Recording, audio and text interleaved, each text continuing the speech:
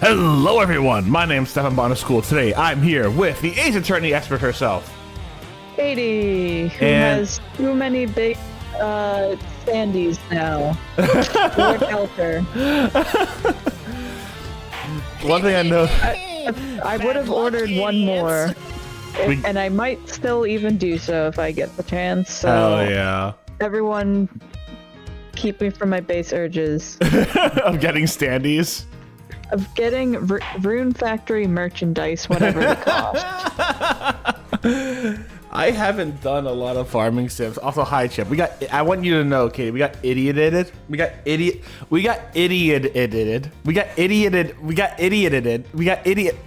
Fuck, that's a hard word. Not help. I see why we got idioted. We got idioted the moment like the fucking stream started. Excellent. We deserve it. But I haven't played farming sims on stream in a while, and I've been like playing them off stream quite a bit actually. I should probably play some more farming sims on stream because like I still want to continue like Rune Factory, which has been a wonderful experience. I've been enjoying Guardians of Azuma, the bits I have played.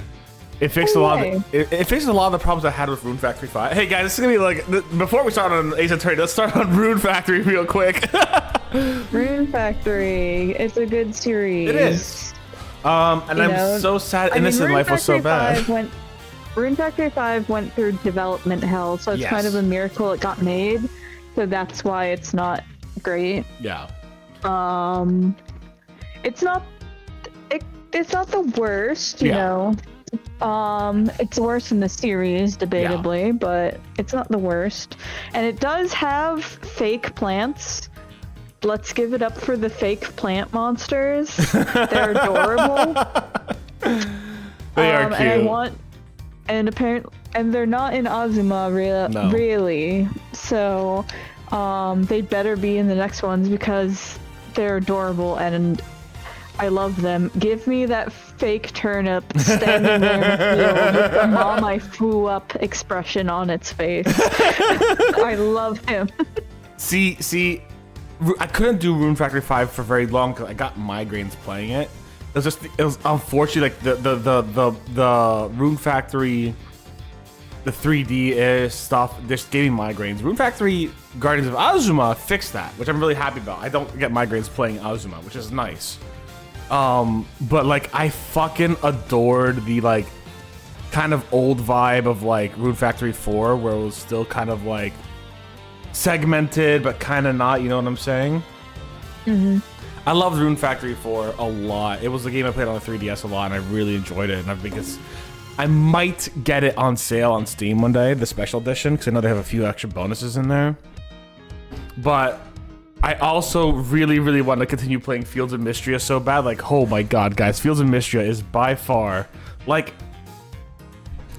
All right, I'm gonna say this. I'm gonna say this with my whole ass, on the line. I'm a little bit afraid I'm gonna be angry with you if it's going where I think it's going. Fields of Mystria, in my personal opinion, has been one of the best farming sims, especially when it comes to social interactions, that has come out in the past decade. It's been with all those stipulations. I will let it slide. Like you put in a lot of stipulations that saved you. It has the combat's nothing crazy. The combat's nothing to write home about, right? It's fine. The combat's fine. The farming is also fine. I hope they add more onto it. Like I would love if they added more things like artisanal stuff to Fields of Mystery, like making wine and shit. I love that kind of stuff. You guys know me and my Stardew Valley making wines. In fact, I've recently roped in Katie to help me make even more wine in my personal Stardew Valley fucking file. But Fields of Mystria, one, shines with the aesthetic so much. The aesthetic is lovely and I absolutely adore it. And two, it has the best... as the most fleshed out and lively characters in the game, in my opinion, since Animal Parade, of Harvest Moon Animal Parade. Don't get me wrong, my favorite character's in Story of Seasons, and I fucking simped the shit out of her. I love Licorice so much. You guys know I name all of my PCs that I could customize after Licorice Arena. Like, that's fucking... My Fields of Mystria character is based off of Licorice from Story of Seasons. But, like... The fact that Fields of Mystria, I'm so curious. I'll have to ask you at the end, like, what would have gotten you mad. But the fact that Fields of Mystria has the best. Oh, if you'd said of all time. No, fuck no. If you'd said of all time, I would have gotten mad. No. The best farming sim of all time is obviously Farming Simulator 2026. Duh. No. No. It's not the best of all time. It is. I think it does have the liveliest population in any farming sim I've ever played, because like they do have let's just take as an example the Fridays at the Inn. The Fridays at the Inn events, which are just every Friday you go to the inn, yada yada. If you do that in Stardew Valley, you have the same fucking things over and over again. But at least for the first year, that's all I've played so far, there are multiple groups of individuals. One group's playing a D&D campaign, and the campaign changes every season, which is fucking adorable. It goes from like a kid's campaign of like, hey, this is the queen and the yada yada, she's asking you to do all of this, to like a love noir spy romance thriller, to a this or that, all that other kind of stuff. It has a whole bunch of like it has a whole bunch of like art clubs and tasting clubs and all that kind of stuff.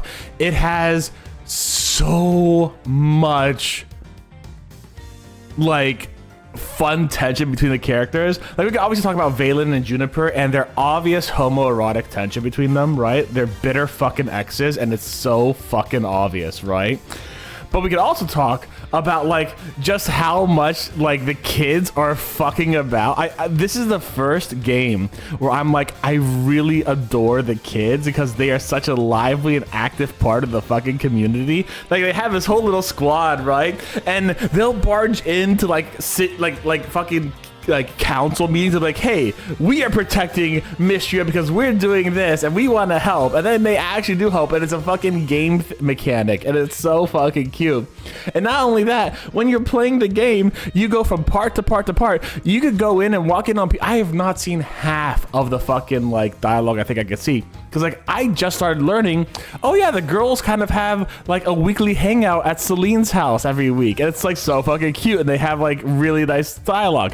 The dialogue Errol and Arlen, I forgot his name, but the prince they have is all historical and nerdy, and it's so much fun.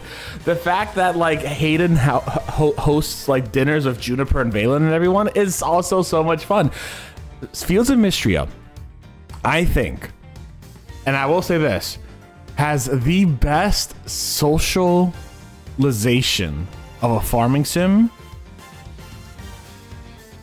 in a long time. I would say one of the best ever. Like, I don't know if it's the best, I haven't played every farming sim, but one of the best, like, liveliest, most fulfilling town. You go in and people are saying different things every time. They're commenting different things. They have a whole bunch of things that they're reacting to. Oh, did you bring this certain bug into the museum? Well, Luke, the bug nerd, is going to talk about it and how much he loves it that was donated to the museum. You know? That is fun. Exactly. I love when things like that happen. Yeah. I've been like addicted to Grand Bazaar, yeah, but mostly to the game loop, not so much to the character interactions.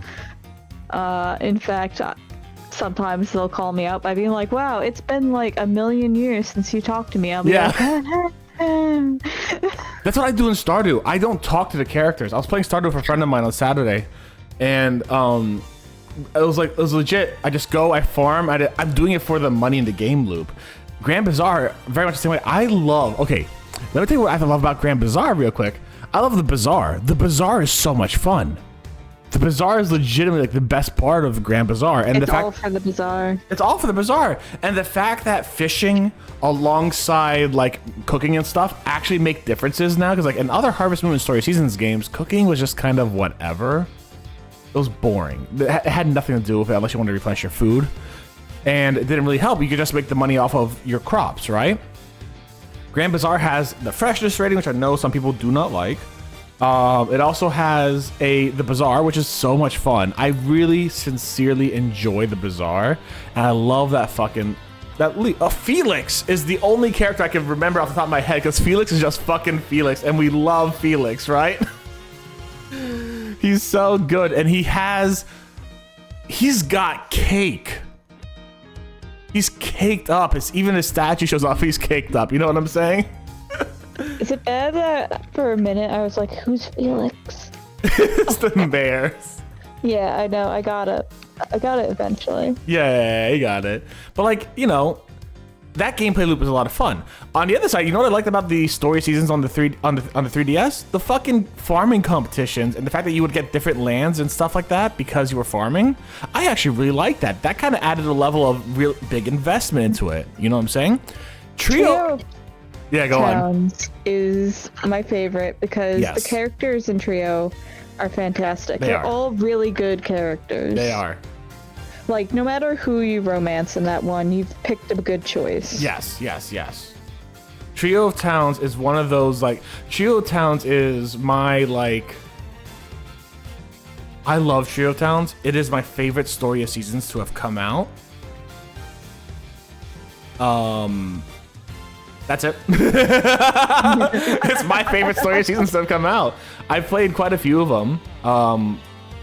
I mean, we all know that Ford is my absolute favorite character of all time. For sure. I mean, mine's all the fucking... It's not my fault that they made the best character of all time. And this fucking Western lab coat kills me. I love him.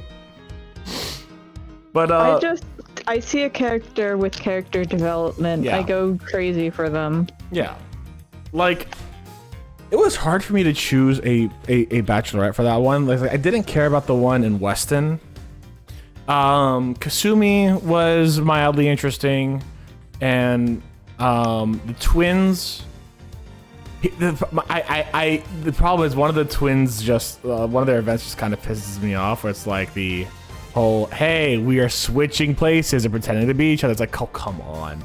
That was just like a little bit of unnecessary drama, but I guess it's fine. It's cute, whatever. But like Ludus, fucking love Ludus. He's such a bro. I love just kind of like hanging out with him. I liked Ludus. I was turned off by one of his hard events. Yeah. Fair enough. That was about it. But also, like, they also had like really great town events too. Like, you'd go around and oh shit, there was a whole town event about like one of the guys in the what was the Japanese town called? I can't remember. It began with a T. Yeah. Well, that town. Either way, that was excuse me. That like there was a whole event where like people were sick. And like Dr. Ford came by for a little bit to talk about medications and stuff, and then there was a whole thing about like how 4 or 5 of the villagers were worried about this one guy who was sick. It's like, oh my god, they actually have communication with each other. They're actually talking to each other. They're actually having like dialogue. I love that about it. And the gameplay loop was just, you know, pretty standard farming gameplay loop, but it had also a lot of things like beehives and mushroom logs and a good customization to your farm. I like Trio Towns a lot. Where I think Trio of Towns is the best story of seasons has been in the past, what, 15 years? Like, not graphics wise, but gameplay wise and engagement wise with the community. I think Story Seasons Trio of Towns has been the best Story Seasons in a very long time. Grand Bazaar has a fantastic gameplay loop, but other than that, like, I'm not focusing on anything else in that, you know?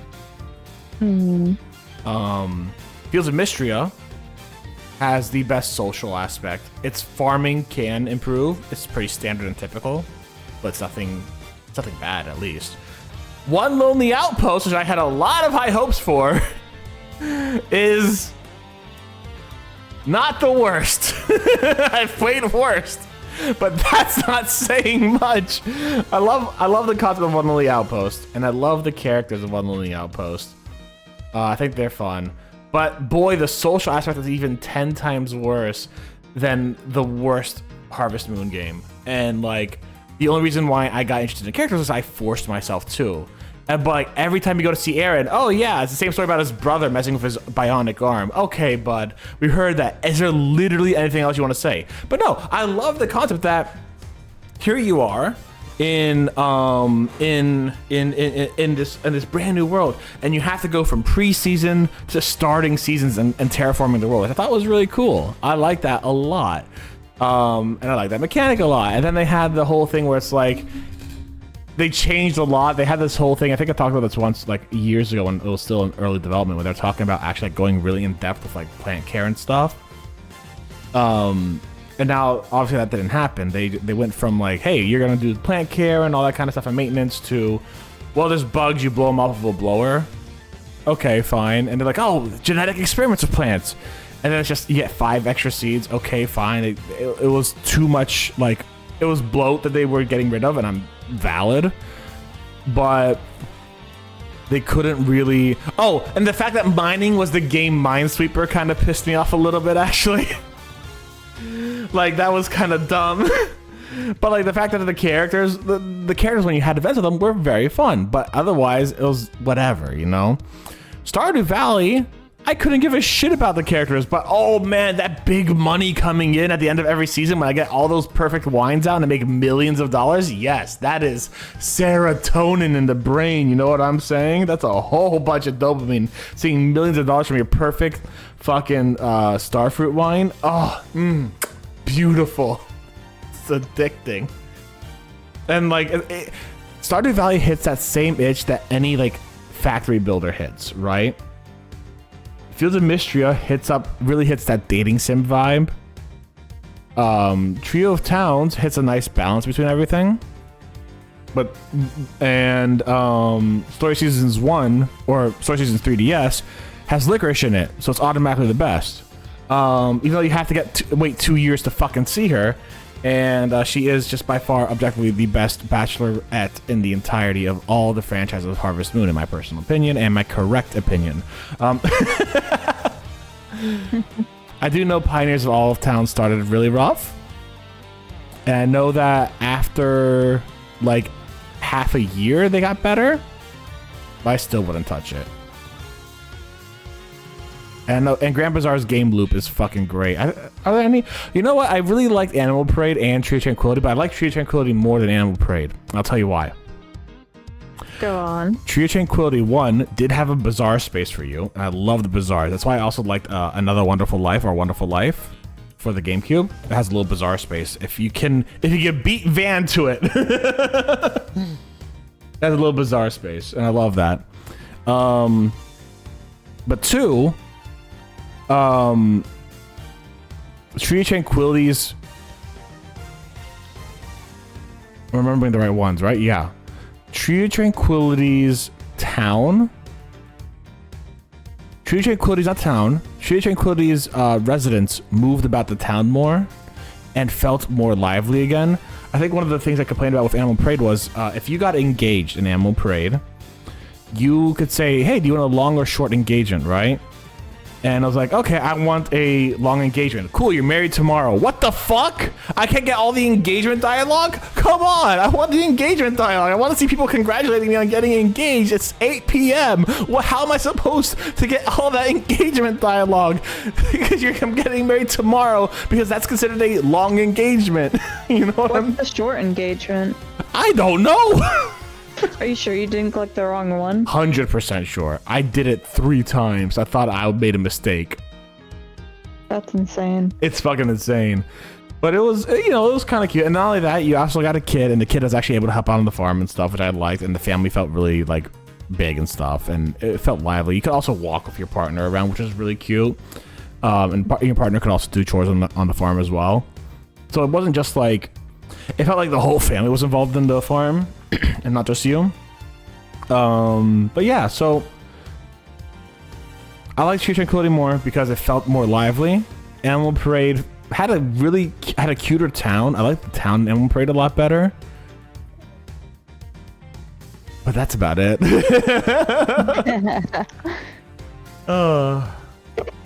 Hey, everyone here for the Ace Attorney content. How was the 20 minutes of farming sim content there? Did we convince you? Did we convince you to do farming sims? Please do farming sims. Please do farming sims. If you listen, help expand our niche. Exactly. So that we can be happy. Exactly. All right, here. Top 3 recommendations for farming sims. In my personal opinion, I'm gonna go with my top 3 first. We're gonna go with Trio of Towns for the 3DS. We're gonna go with Fields of Mystria for the PC, and fuck, that's my third. Because the rest of them all kind of like hit very similar niches, and I'm like, all the rest of them kind of hit really good. I think of my third. You go for your Rune Factory 4. Rune Factory 4. Yeah. Rune Factory 4 is my favorite Rune Factory so far. So Rune Factory 4. Yeah. I would go. Let's see. I'd go Rune Factory 4. Mm-hmm. Trio of Towns. Mm-hmm. And then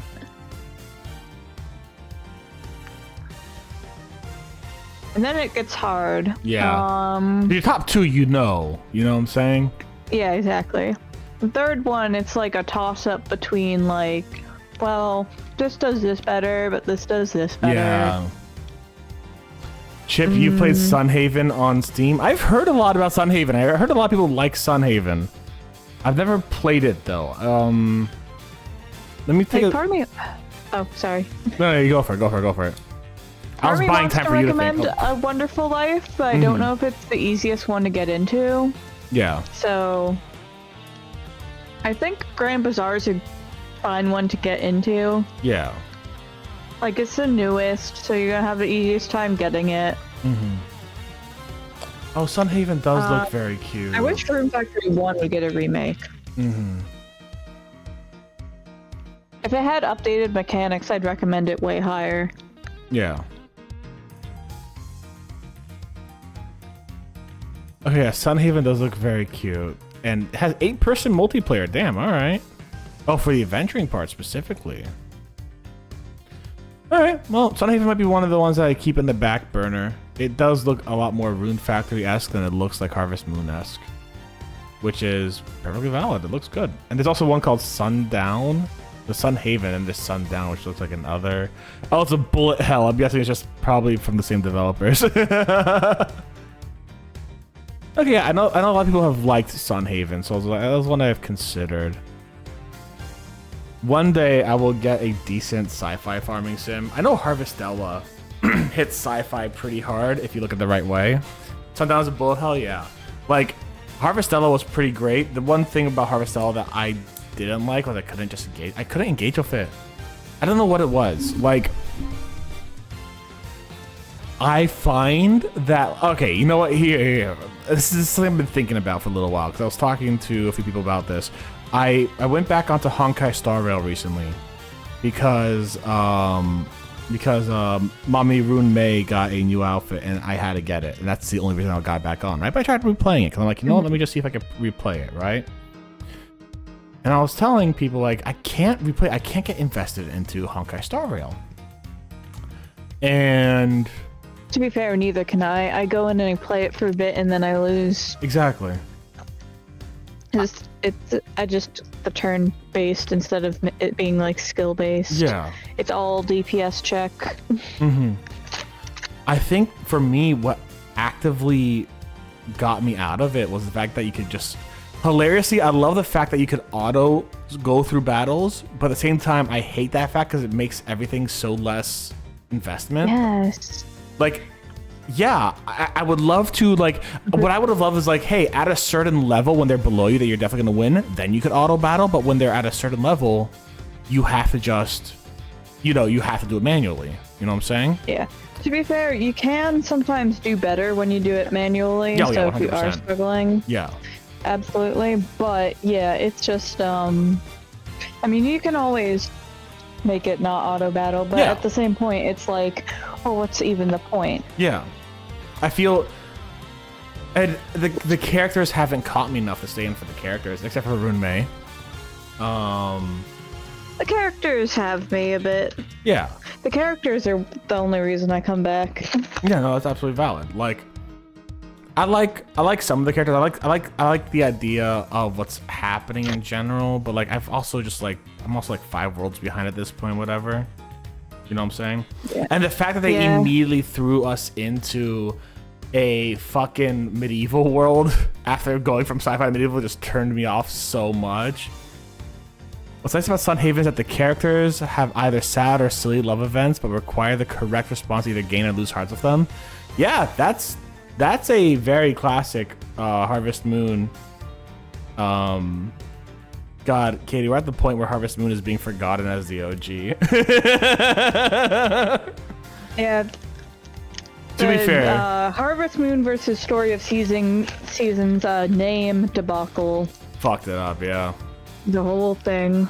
Man, like fucking Natsume, and then Natsume was like, "Hey, let's make Harvest Moon Minecraft," and then everyone forgot about Harvest Moon in like mid 2010, like 2016, 2018, you know.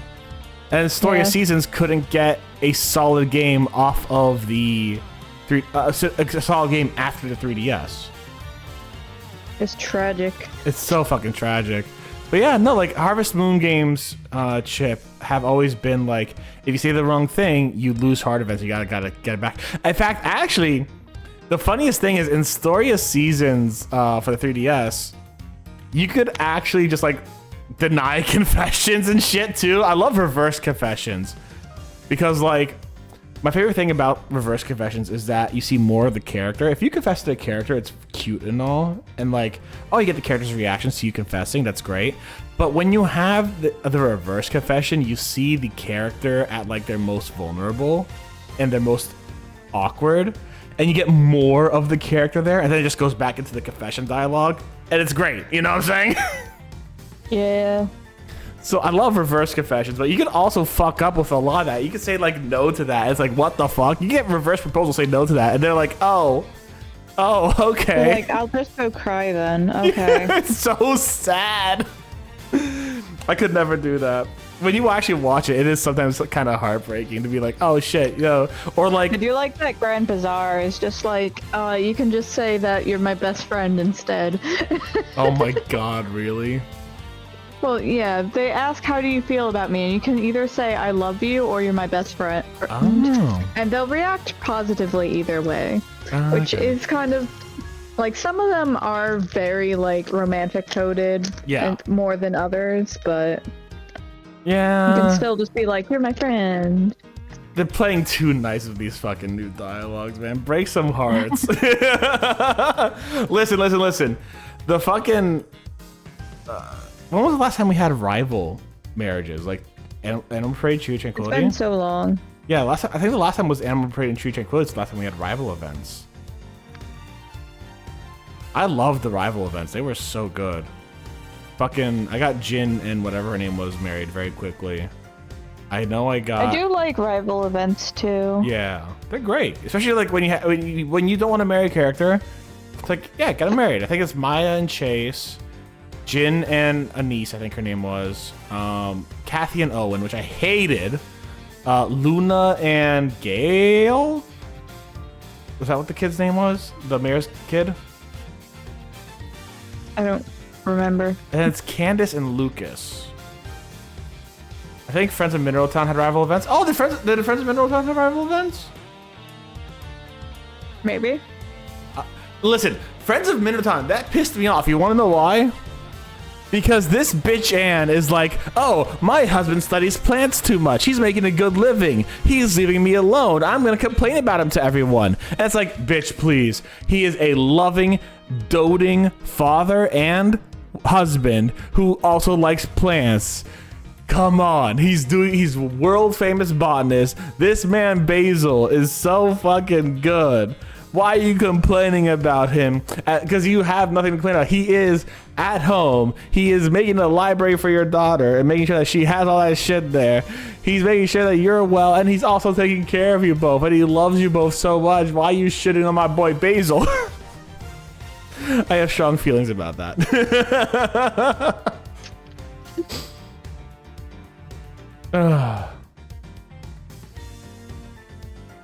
Hello everyone, my name is Botanist Cool. Today we're playing Ace Attorney Investigations. Let's get going. Let's actually go.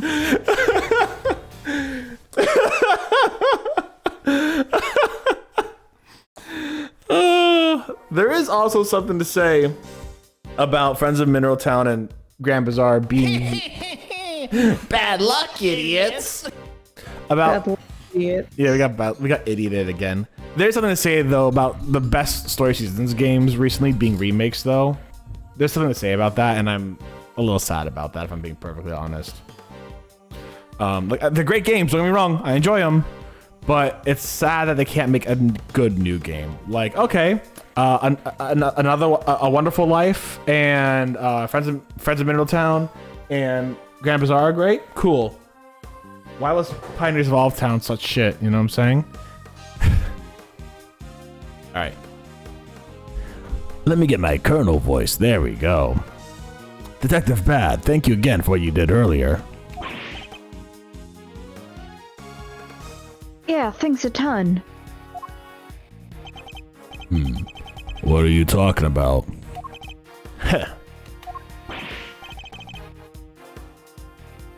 Haha, there's no need to be shy about it. Ooh. Never mind that now. I'm guessing you two are back here, looking to investigate some more. We are indeed. We'll need something solid if we're gonna save Mr. Tangaroa. Well, I hate to break it to you, but apart from this room, the whole place is on lockdown. What? But we need to see those other rooms. This is Mr. Von Karma's doing, I presume. Who else? I haven't seen the autopsy report yet either. Guy's probably got a hand in that too. And don't expect to speak with anybody except us cops and Miss Bound. Everybody else is gone, and I doubt Von Karma will be handing out phone numbers. Is this all just a game to him? Why does he have to go so far? In the background you hear, "My perfect record!"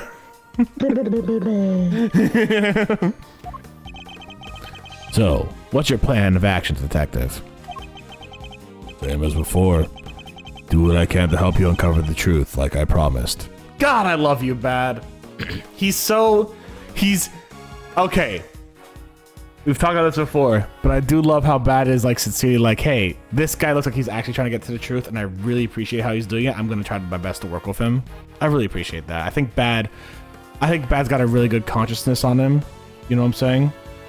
Mm-hmm. I do think that he is, and he does get obviously disillusioned with the system. But like, I feel like in his heart of hearts, he's a good guy. And I think that matters a lot, you know? Yeah. You have my gratitude. God, 34. Wait, just you wait, Mr. Von Karma. We're gonna beat you and drag your... and... we're gonna beat you and your bag of dirty tricks. Detective, may we conduct a brief investigation of the area? Sure. But like I said, everywhere else is off bounds. You probably won't be seeing those rooms again. That's fine. As long as there's at least some way of continuing our investigation, we'll make do.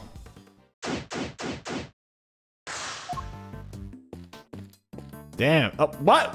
When were these added in? What are these new fucking little things here? Oh, hi, Judy. Alright, let's take a look at all these chests here. These trophies all belong to Mr. Tangaroa. But they're not... Oh, wait, we have Bad following us? Okay. But not all these confectionery contests seem to appear to be for charity work. A testament to both his character and his professional achievements. What's this one here? In recognition of Bacon Pop's long-standing achievements of making children's dreams come true. That's so sweet, it's got me wanting to watch it. This is quite the trophy. Awarded to Tangaroa, first place International Confectioneers Association Annual Spectacular. It's made of candy. I guess it wasn't meant to last forever. God! Guys, I wanted the candies today. I got Chips Ahoy. My milk went bad. I'm so sad. I should have gotten the candy instead of the Chips Ahoy, but I was like, oh, I have milk. Rip. Yeah. Makes sense. Prizes, fame, none of it lasts forever, right? Damn, Bad. Fucking what's up, bud? You need to talk about something? I doubt it's anything quite that deep. Hey, bud, you okay? A Santa Claus statue. Is this made of candy too? That door leads to Tangaroa's room, so yeah, could be he made that thing too. Speaking of Santa, that reminds me, I still need to find a present for Miles. Name drop! He wanted an attorney's badge. Oh, that's so sweet. I'm sure he'll grow up to be a great defense attorney. Oh yeah, 100%. I wonder if Mr. Tangaroa would make one out of candy for me if I asked. Oh, that's so fucking sweet. Oh my so god, cute. that is so cute. That is such a cute fucking like little thing there. Aw. Authorized personnel will be on this point, I'm afraid. Meaning what? I'm not authorized? Sorry, sir, no authorized personnel.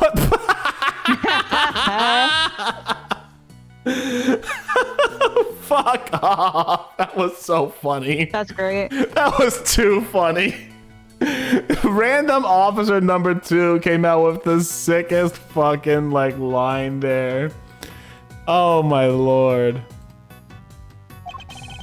So nobody's allowed in. Let me guess. Fun Karma's orders. Guy's really starting to grind my gears. How does he control the fucking... Alright, like I know he's prosecutor extraordinaire and like everyone's J-O-ing to him, but like how is he controlling the cops? You know what I'm saying? Like theoretically, the cops. Theoretically, they should be separate, right? Theoretically.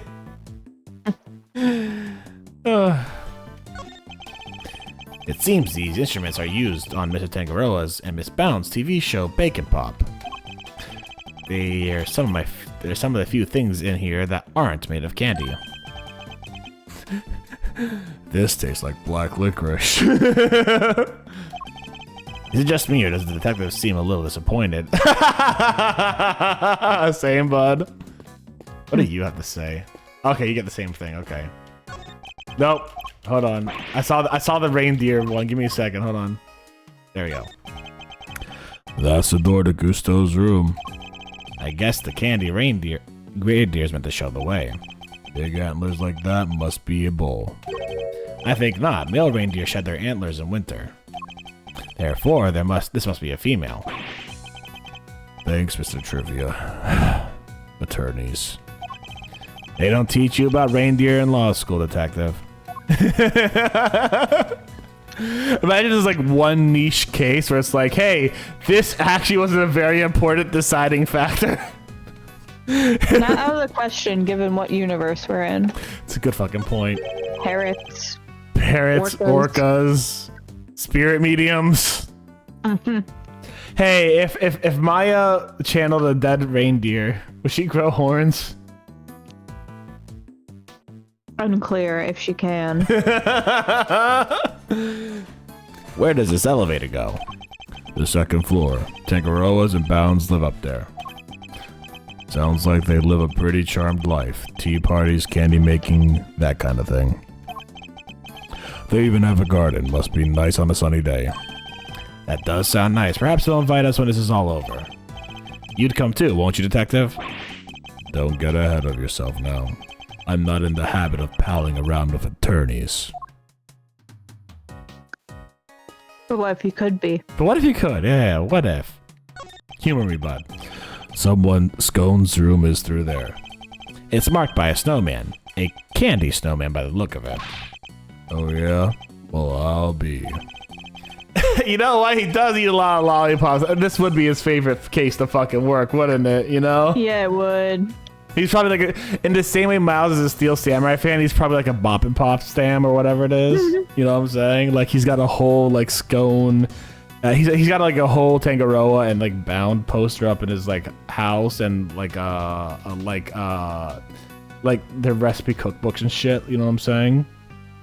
Yeah, no, I hear you. Yeah, he can't cook it. I don't think Bag can cook it, but I think he has them just because he wants them. You know? Mm-hmm. He's really sizing it up. He isn't thinking of making that into his next lollipop, is he? It's a Christmas tree made from candy.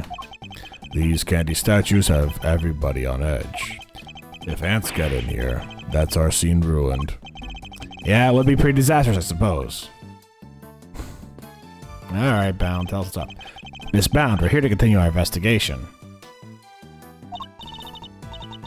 Oh, Mr. Edgeworth, I'm so sorry about earlier. She's still looking kinda down in the dumps, Mr. E. She must have been greatly taken aback by what Mr. Tangaroa had to say. I found the photograph of the semi-final entries for you. Here, it is all yours. Oh shit, yeah, we were getting photographs, that's right. Ooh! Wow, Miss Scone sure knows how to make a cute cake. Probably fake. Hold on, let me take a look at these guys real quick. Which was they said that Gusto's was the one that wasn't like up to par, right? But it looks fine. I'm not a professional, though, to be fair.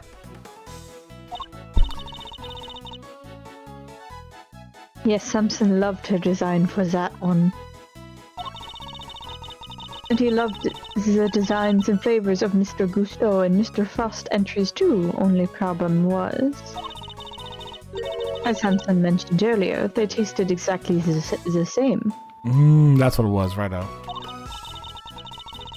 However, their respective entries for the final tasted nothing alike, it seems. Was there anything else of note that changed between the semifinal and the finals? Nothing major, but I guess there was one thing. Oh, yep. Here's where we find out this big major thing that caused the murder. Mr. Gusto's son was always here with him throughout the contest. There's another person! Who would have thought? God damn it, I know who the murderer is now. It's Mr. Gusto's son. But he was nowhere to be seen during the Z finale. Oh, yeah, I wonder where he was murdering fucking whatever his face was. Paul Halik. Why would his son come and hang out at a contest venue of all places? You're sure you're happy for us to keep a hold of this? Of course, I hope it helps with your investigation. They said the same. That's wild. Oh, and I also have the book containing the recipe for the cure Samson mentioned. We've seen this book before. Yes, we have. It was in the chocolate frame in Tangaroa's room. That's right, he put it on display there so that everyone could see the grand prize. What? The cure is in the ultimate cookbook? And that's a cure for the poison, right? No, a cure for the, inability to, or losing your taste. Oh, righto, thank you. So it's not a book of dessert recipes, I take it? Oh no, we told the contestants, of course. But I guess nobody told you yet. So, the contestants all knew that the ultimate cookbook was the whole time. Creating a cure for taste disorders and other chemical and pharmaceutical items. Okay, guess who's back on the block for wanting pharmaceutical for a motive here? Miss Scone? Miss Pharmacy Scone? I'd like to hear more about the cookbook if you don't mind, Miss Bound. So, if I understand this correctly, the ultimate cookbook is actually a collection of recipes for different medicines. Exactly, or rather, totally new medications that haven't made it to market yet, to be Who precise. does Mr. Tangaroa have access to fucking Pfizer or some shit? And they're just like, let me get this medication out and fuck. What the hell is Delicia Scone? A Pfizer plant coming in to like steal the COVID vaccine that fucking Tangaroa somehow made? Cause like that affects my taste. Hell, well, after I got COVID, I started tasting things differently. And I bet you that the fucking Pfizer would be like, hey, we have this thing. What the hell is happening? To the right buyer, a pharmaceutical company, for example, it would be worth a fortune. Hey, guess what I was just talking about a second ago, bud? Oh Why make that the grand prize in a confectionery contest? Mr. Tangaroa is the sole heir to the Tangaroa family fortune. Perhaps you've heard of the Tangaroa group? Nope. We heard of the Amano group, but that's about it. The Tangaroa group? Yeah, I think I've heard of them somewhere before. It's a major farmer's... Oh my god, can you give us this information day one? Sells all kinds of pills and poisons. Bad, don't tell me. Oh yeah, that new Cold Killer Pro has been making some real waves since it went on sale. Hold on. Wait. We've heard that name multiple times before. Give me a second. Hold on. Hold on. We've heard that name a few times before. No. We're in the past, so you can't double check if it's the right thing. Shit! You knew what I was looking for. God damn it. I knew exactly what you were looking for. I was looking for the fucking... Yeah, okay. Yeah, alright. I always reach for a cold killer when I'm feeling under the weather. Which is never as far as I've seen. I've known this boy for 2 days and he never gets sick. You know what they say about idiots? Idiots never get a cold. I'd like to hear more about the Tangaroa group if you don't mind.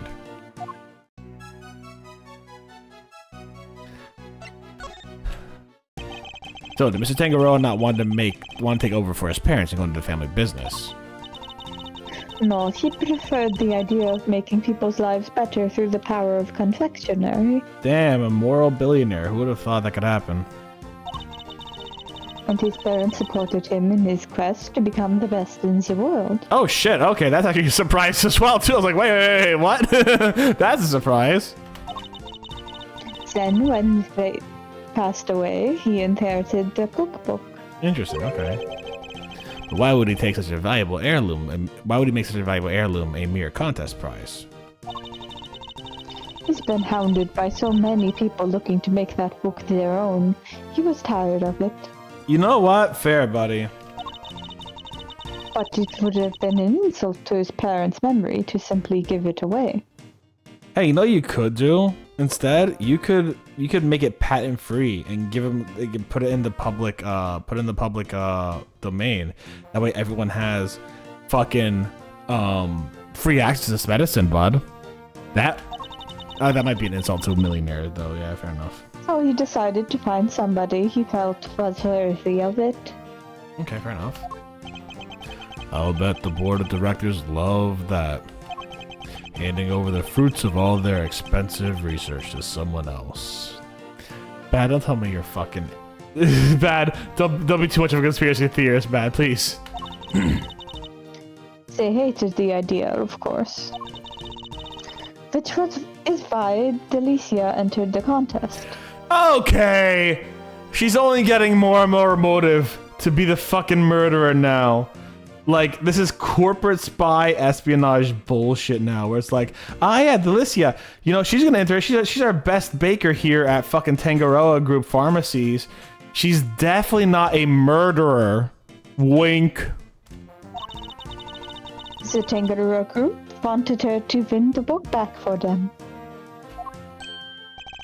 So you knew she was a pharmacist all along. Yes, and not only that. I told her how to appeal to Samson's tastes. I tried to help her win. But why? I wanted to protect Samson by protecting the Tangaroa group. Something's so fishy about you, Bound. I don't know what it is, homegirl, but you are like, dude, I'm fucking in the marina right now, and it's smelling like fucking fish, man. Something's fishy here, bud. You're this undying dedication to Samson is certainly going into a way of like, hey, this is almost sabotage here, bud.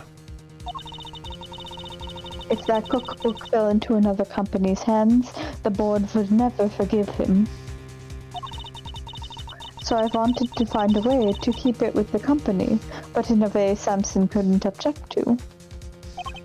So that's how Miss Cullen managed to make it so far in the contest she had no business taking part in. But Miss Cullen wasn't the only one pretending, was she? Mr. Frost wasn't really a confectioner either. They still made it all the way to the final, just like she did. Not bad. Yes, it's unbelievable, isn't it? Such a talented sculptor and a gifted crafter of desserts, too. Gifted indeed, judging by the standard of his work in the final. How did one man produce pieces of that size and quality in such a short period of time? The answer is he didn't, obviously, but we'll find that out later. I'm not sure I have much more to tell you. But if there's anything else I can help you with, I'd be happy to, of course. She's certainly very keen to ensure that she does all she can for Mr. Tangaroa. I could certainly use that cup of tea that you made us yesterday if you wouldn't mind. I think that might help move the investigation along nicely. Oh, I'll help you too. Your tea's to die for, Miss Bound. Don't say that, Eddie! That's a fucking death flag, buddy! That's a fucking death flag, buddy! God, I can't believe Eddie's gonna die now. We're gonna have a paradox in the future. Well, how could I possibly refuse? I'll bring it right out. Fucking sets up death flags over and over again, Eddie. Come on, bud. You know, I think that cheered her up a little. You're investigating this. I need to see why you're investigating this. The statues of the fountain depict cherubs enjoying some chocolate fondue. That's cute, actually. Paul Leake's work, apparently. Gotta hand it to him, they look so real.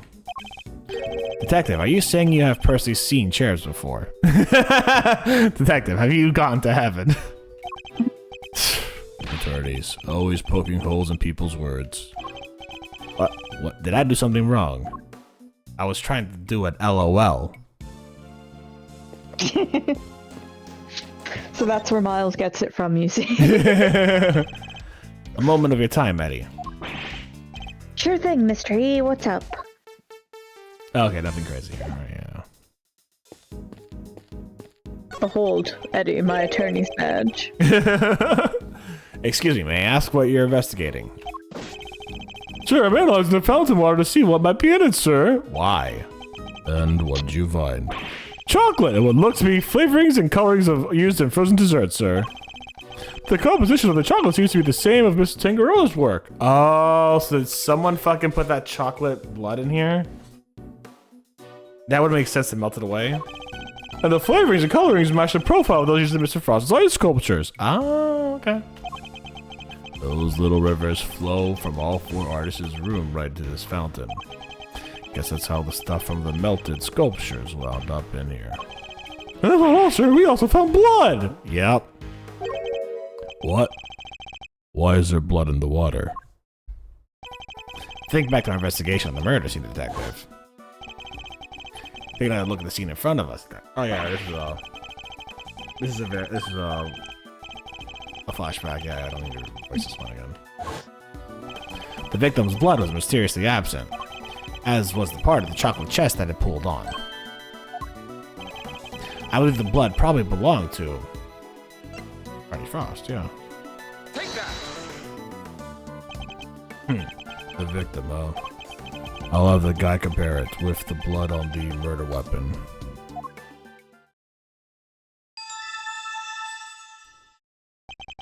It's a match. The blood in the fountain is Frost's. Did he wave magic wand? What was that sound effect? Honestly, yeah, it was like a ba ba ba da ba. Yeah, it was fucking wild. Hi, Winter. How you doing today? Oh yeah, no, that was fucking wild. Like, how? What the fuck? Like, I talked to a guy. Swing. Swing.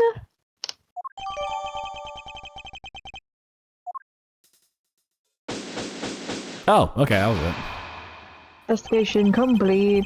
We've learned a little bit more about the contestants' participants. God, that was my last points. Aw. Well, if you hang out with us, you'll get more points. I promise that. But there's one question involving Mr. Augusto for which we've never got an answer. Nothing at all, Mr. Gusto. You went into Mr. Frost's room, didn't you? Perhaps you could tell us why. Yeah, okay, yeah, that's right. We got interrupted here as a flashback. What was he doing in Mr. Frost's room?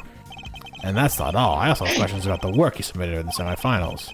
A confectioner who admits to lacking design sense and a sculptor with it in spades. Mr. Gusto could not have hoped to win such a high-level contest by himself, which is why I'm beginning to wonder if there was some sort of connection between him and Mr. Frost.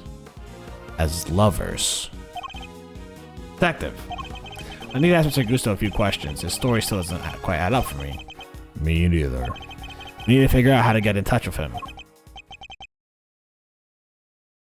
Oh, do you know? Yeah, perfect. I got the memories right.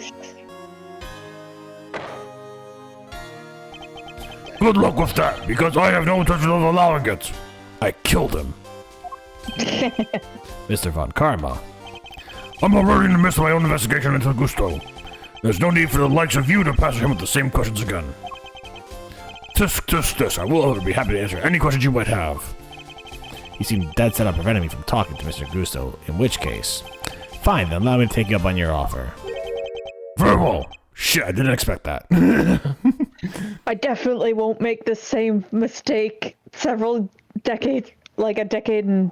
What is it? Was it 18 years? 18 years, yeah. Or is that... Or was it 15 years? I think it might have been 15 years. A decade plus. You can just say a decade plus. A decade plus from now. By making an offer and then having a defense attorney take me up on it. Yeah, I know, right? Oh, yeah, fucking Cross is giving the parrot. Yeah, shit, good idea. You know, he said that. He said it, not me. He said it, not me. He said it, which means that we have to take it seriously. It's legally binding now, Judge. You have to understand. Legally binding. Sarcasm is legally binding now. Exactly. I like you to tell me about the connection between Mr. Gusto and Mr. Frost. I thought we were about to play Mind Chess with him. I think that would have been fucking wild, actually. To play Mind Chess with Manfred von Karma, that would have been sick as hell. The connection between Gusto and Frost. It was simply a matter of coincidence. They both happen to take part in the same contest. And that's all. Oh, fuck! Yeah. That's all I have to say to you. What? But that doesn't help us at all. No shit, Sherlock. Well, to confront him with evidence if we wanted to draw the truth out of him. And it's imperative that we do. He's clearly hiding something.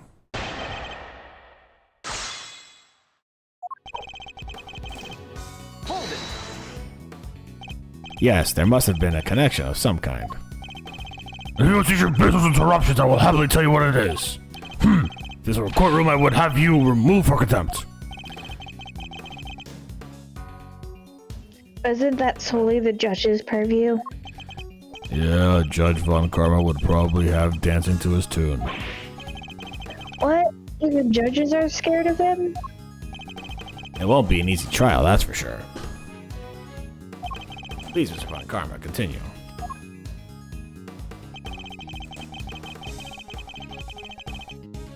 I know what I gotta present. Objection. I wonder if you could look at these two confections in the foreground for me, Mr. Von Karma. They are made of the contestants' semifinals. Both are quite exquisitely crafted, wouldn't you agree? That's what I want. As the nameplate suggests, these were Mr. Gusto's and Mr. Frost's entries. Mr. Gusto told us that the confectionery design was far from his strong suit. And yet his work in the picture is just as good as Mr. Frost's, exactly as good in fact. We learned from another witness that their two entries tasted exactly the same. What are you suggesting? I'm suggesting that they were helping one another out. Let's take a closer look, shall we? While at first glance the two may appear to be superficially different, it soon becomes apparent that there are significant similarities in how they were put together. They both use the same roses, they both have like feather designs on them, they both have the same red tail, they both have they are surprisingly similar, yeah. They're made of the same ingredients, taste the same, and share similar design aesthetics. The picture is positive proof that the two are working together. If you figured that much out, I suppose there's little point in denying it. Mr. Von Karma knew all along they were cooperating. But I warn you, none of what you're about to hear will be to your advantage. They were lovers. Let me confirm what he seems so desperate to prove. Gusto and Frost were indeed working together. Gusto spelled out the details of his relationship to Frost during his questioning last night. It seems they were helping one another out right up until the day before the final. So, you knew that the two were cooperating. Mr. Von Karma, why are you trying to bury the truth? Please, enough of the petty slander. I merely want to avoid you poking your nose around before I can provide proper context in court. It simply slipped my mind to explain that to you. Yeah, okay, bud. It doesn't explain why he's being so slippery with the facts, though. I need to figure out what he's hiding.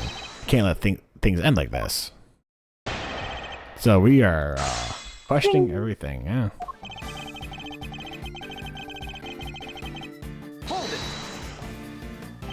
So, you did know there was a connection between the two. Why were you trying to hide it? Tuff. I don't just hand out information like candy. It's certainly not to the defense. Not like this lollipop nursing fool of a detective over there. Wow. Hey, Gumshoe, how did you become a Von Karma simp? Or at least an Edgeworth simp. You do things. I don't think Gumshoe ever worshipped Von Karma. He worshipped Edgeworth. Exactly. But like, I'm sorry. Like, let me put it like this, right? How could the Gumshoe have been so obsessed with Edgeworth, knowing his heritage? We know the answer to this. Really? It was in the game we just played. I forgot it. What was the answer? It was, they met during what would have been Edgeworth's first case in court. Yeah. And he, like, helped Gumshoe out. Oh, yeah. Okay. But no, listen. Listen. And then Gumshoe was, like, a devoted puppy ever since. Gumshoe, to be a devoted puppy to the guy who helped you out, even though the person who trained him and raised him was Gumshoe has a kinder heart than I think most people would. That's all I'm gonna say. Gumshoe's also dumb as a bag of bricks, so if Von Karma said this is the way it is, he'd probably be like, okay, I believe you. Fair enough, honestly, yeah. You wonder why I refuse to share information with a traitor like you.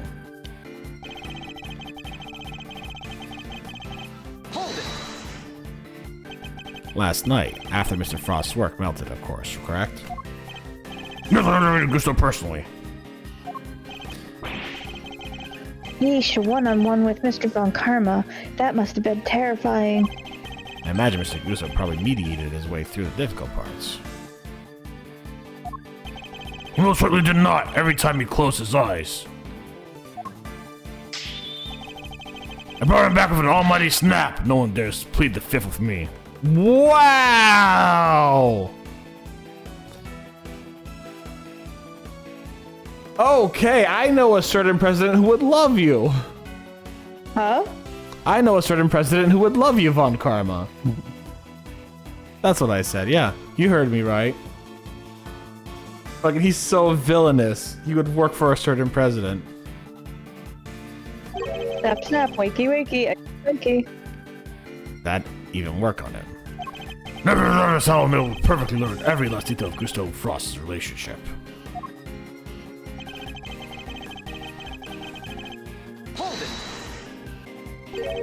Why were they cooperating? Gusto says that the design is subpar and Frost was an amateur confectioner at best. Neither of them stood a chance making it through the contest alone. So what was their endgame? Why cooperate only until the day before the finals? Gusto claims to have ended the scheme. Allegedly, he wanted to win the finale on his own merits. His one and only goal was to be crowned the world's best confectioner. And it's probably not allowed to do so with the help of another. Cheaters could only ever win hollow victories, I guess. That's true. I love the impression that their collaboration was only lasted through the semifinals. But I'm starting to think it might have lasted up through the final itself. Mr. Von Karma, I'd like you to ask you some more questions about how long they worked together, if you don't mind. If you must.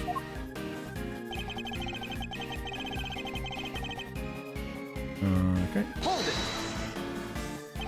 Before you ask, I'm not objecting to your characterization of Mr. Gusto's design sense. Yeah, he admitted himself he is now that great. He made what he alleged to be a likeness of me. Please show me this. This is gonna be abomination came out Thursday. Please show me this abomination. Yeah, I kinda like the guy's work. An artistically rich amateur, and artistically professional. In the way it was inevitable they would wind up working together. I want to see that interpretation. Do we get to see that? Out of curiosity.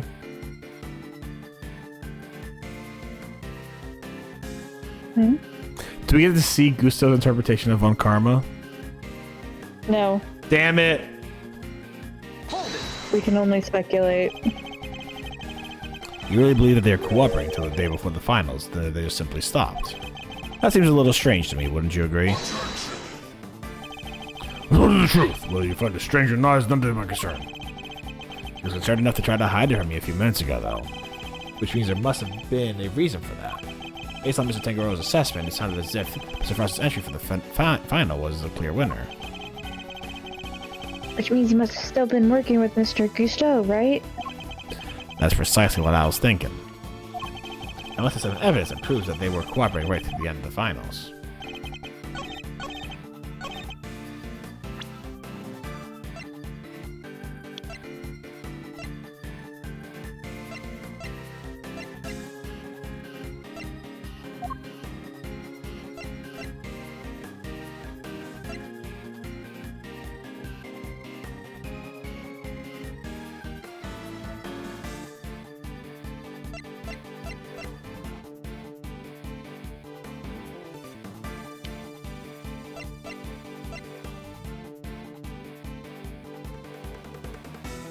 I don't know what evidence it is, actually.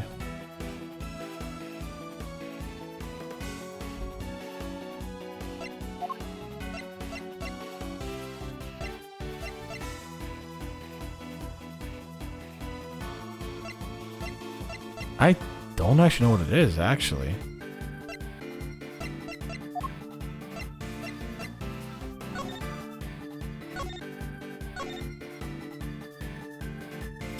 This was Frost's room. So this is Paul Halik's room. So it makes sense that the sculptures are good. The sculptures taste like salt. I don't know how that would help.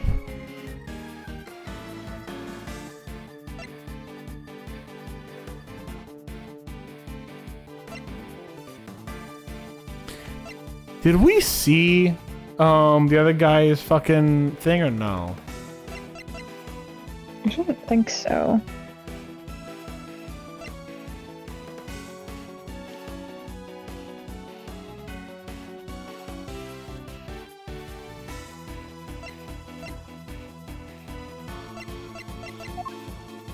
What would be... Fuck, I don't know. So I need Frost... I need proof that Frost and Gusto work together till the day of, if not after.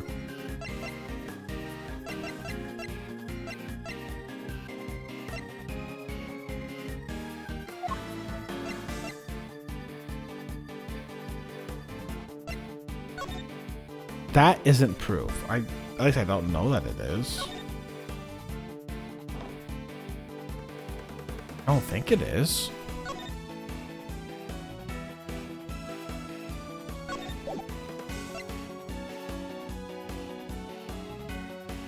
I don't know how that would be proof.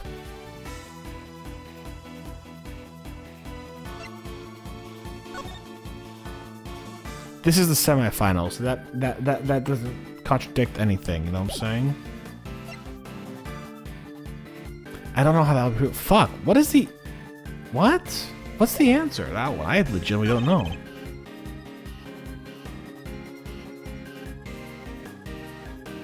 Because ice sculptures make sense. You just flavor the ice. That's something that Frost could do relatively easily, right? I don't think he had a problem. He would have a problem with that. Oh, well, hold on. That's a lot of ice to fucking sculpt in one sitting. Objection. Nope. What do you make of this piece of evidence, Mr. Von Karma? Nothing. Nothing even worth considering. So all I can expect from you, how did you even earn your badge in the first place? And yet here I stand proudly as a lawyer. You're the correct woman to expect. Pathetic. I'm lower than dirt to him. Fuck. Okay, I don't know. If you want to consult your memory, I'm not going to say no at this point, actually.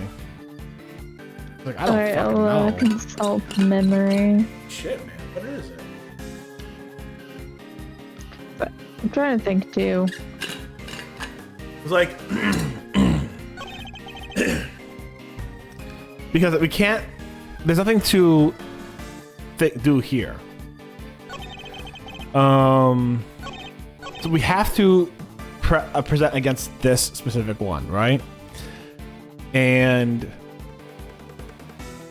they decided to go on their own merits.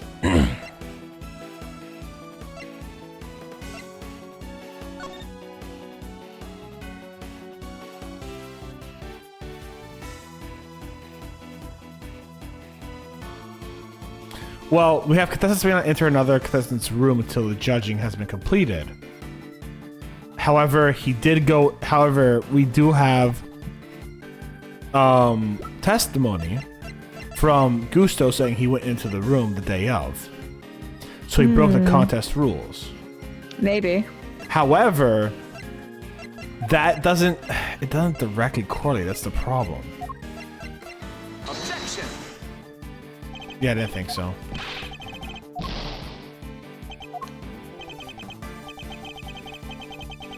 Some finesse. Now he's laughing at me. Okay. Let's see. Go to the second. Let's see. Oh wait, no, sorry. Second to last statement. Oh shit! Really? Wait, no, sorry. Last state. Sorry, I keep. Because the way it phrases it is it says a second of these new statements. So, yeah, the final statement. Yeah. And it's Mrs. Scone's statement. Really? Okay. Objection. Sure. That's a stupid statement. They weren't working during the finals. I find that a little hard to believe. Miss Scone is on record as having described Mr. Frost's creation as scrumptious. Oh, okay, fair enough. And while he's certainly skilled, I doubt he'd become a world-class confectioner overnight. It seems far more likely that he and Gusto were still cooperating during the finals. How many times did I explain it to you? If you require proof, and one person's entirely subjective statement is no proof of that. Besides, your amateur's gonna occasionally make delicious food. Perhaps Frost will simply be lucky. Oh, don't fucking duck on your wife. Oh. Surprise! Von Karma's an asshole who loves his wife. Yeah, okay, you know what? Von Karma wasn't gonna dunk on his wife. Okay, you know what? Fair enough. Von Karma's like, I love my fucking wife. Yeah. How dare you even insinuate? Yeah, okay, you know. That my wife wouldn't be number one. Exactly. You know what? Fucking, you know, Von Karma, you surprised me there. How is that not entirely subjective? How is that not an entirely subjective statement? Furthermore, you're wrong another crucial part of the phenomenon is thoroughly. And she also describes some of Frost's work as having been unbearably salty. In other words, you have evidence that actually shows that Frost prepared to prove the perfection of words. No more objections, I take it. There must be some way I can prove Gusto and Frost are still collaborating. Mr. E? There's something that's been on my mind. Yes, what is it, Eddie? Mr. Frost's entry for the finals, wouldn't it have taken a while to make? I would imagine so. Making flavored water, freezing it all, and then carving 2 whole sculptures? Could he really have done that and helped Mr. Gusto with his work? If it was me, I'd have barely gotten as far as setting up the flavored water up to freeze part. I just can't see how Mr. Frost could have pulled it off. Perhaps there's some lawyerly instinct in you after all, Eddie. Look at him get all excited. And then eat his fucking paper! Your pondering certainly had pointed out the possibility. Eddie. Eddie's right. Mr. Frost would have needed to freeze his own large blocks of flavored ice to create his art, and there wouldn't have been time to do that during the contest itself. So what Mr. Frost have done in order to finish his flavored ice cream time, make the ice cream the day of the finale, make it out of something else entirely. Maybe it wasn't made out of flavored ice at all. Maybe Miss Scone simply had strong teeth that she was able to crunch through whatever it was. Oh. No, that doesn't make sense. You would have needed time to freeze the ice, and time was the only thing. I like how it doesn't let you say that to Von Karma. It's just his internal musings, and he takes psychic damage from his own thoughts. Yeah. It was the day before the finale, okay. He must have made the flavored ice the day before. Then all he would have had to do was sculpt it. What are you muttering about now? Oh, I'm sorry. I just realized something, that's all. I realized that you're correct. What, Mr. Yi? I hope you know what you're doing. Oh, accepting defeat or less, are we? The only thing I'm accepting is that perhaps one of the things you said was true. They were helping each other right until the day before the finale. Just as you said, the day before really did mark the end of their collaboration. Mr. Frost's entry was carved entirely from blocks of flavored ice. Ice which would have needed at least a day to freeze, and whose flavors would have likely been prepared by Mr. Gusto. This was perfectly with what Gusto told me. He helped Frost the day before the finale. In that case, why didn't Mr. Frost reciprocate and help Gusto in return? Every time you read the mind of the dead. Perhaps not, but I imagine Mr. Gusto could tell us, so why don't you let us speak with him? Or do you still insist your interrogation was as thorough as you claim? How dare you come about this question? It's not my intention. I just don't understand why you would obstruct a perfectly valid line of inquiry. Give me one good reason why you're keeping Mr. Gusto from me. One good reason, certainly. Fuck you, that's why. The whole my Mr. Gusto's collaboration has absolutely no bearing on this case. Objection. How can you possibly say that with any certainty? If their relationship had broken down for some reason, that could have very been, well, the motive behind this murder. Could it indeed? Then why did Gusto himself tell me all about it? Why did he manage excusing shit apparently the collaboration with the prosecutor? Please tell me you have some proof to back up your preposterous suspicions this time. Mr. Gusto only acted suspiciously one time that we know of, and I imagine Mr. Von Karma is aware of exactly that time the surprise actually suspicious was, which means this is probably a trap. Well, take out your tongue. Well, even if this is a trap, I couldn't back down now. Mr. Gusto stuck into Mr. Frost's room, and we still don't know why. The fact alone is the reason enough to suspect him. Tusk, tusk, tusk. If that's your only concern, then allow me to clear it up for you. I knew it. It was a trap. I was saving this for a trial, but consider this a taste of things to come. Plus, I hate for the proceedings to drag on because of your needless interjections. Here, take a look at this. Do they have... What? That's... Gusto and Frost and their sons.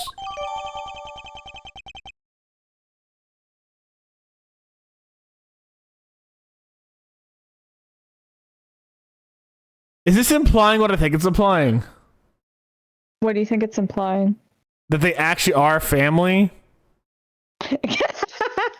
Like, I'm sorry, the wording on this implies that Frost and Gusto are a married couple who have adopted sons. Listen, it says a photo of Frost, Gusto, and their sons. But that says Gusto's son. Okay, you know what? Shit, fair enough. Well, the wording's still sus as fuck. That's all I'm saying. And hey, listen, we support him. We love that gay stuff, you know? Toxic yaoi, as they say. Toxic yaoi. Gusto snuck into Frost's room in order to retrieve this photograph. Oh. But why? Assuming their sons attend the same elementary school. Gusto was concerned with the fact that Mr. Frost and his acquaintances might place him under suspicion. Because then, You must have proved that you have just proved entirely well-founded. those actually make perfect sense, and you have given me no reason to believe otherwise. Ah! He's never gonna let me talk to Gusto.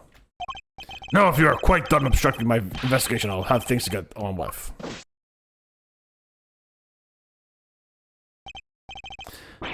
That smug, self-righteous jerk, I'll give him something to be getting on with. I hope so. What do we do, Mr. E? Mr. Tango is finished if we can't figure something out. Things to be getting on with. What exactly could those things be? He has a body, a murder weapon, and a suspect in custody. If the prosecution means to pursue Mr. Tangaroa, surely they have all they need. So why is Mr. Von Karma still investigating the scene of the crime? Something on your mind, Mr. E? We're missing something. Something important. Mr. Von Karma has everything he needs to proceed with a prosecution of Mr. Tangaroa, and yet he still doesn't seem entirely confident in this case. If he was, why refuse to share information with Detective Bad? Yep.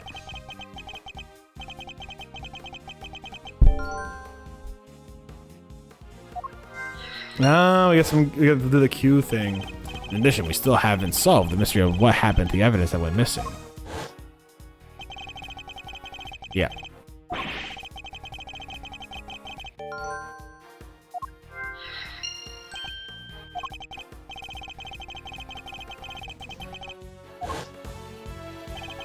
Evidence that turned up not in Mr. Tangaroa's room, but in the most unusual place.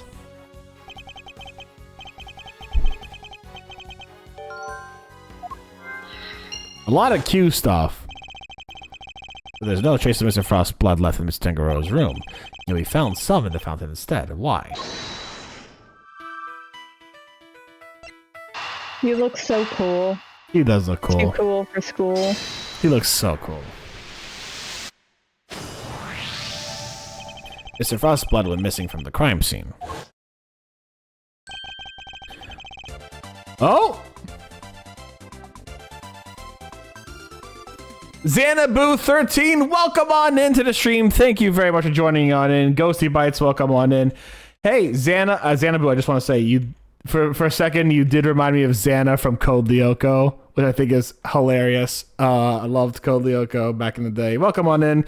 Hi, guys, my name's Steph. I go by Botanist Cool. I'm here with an Ace Attorney expert herself. Hi.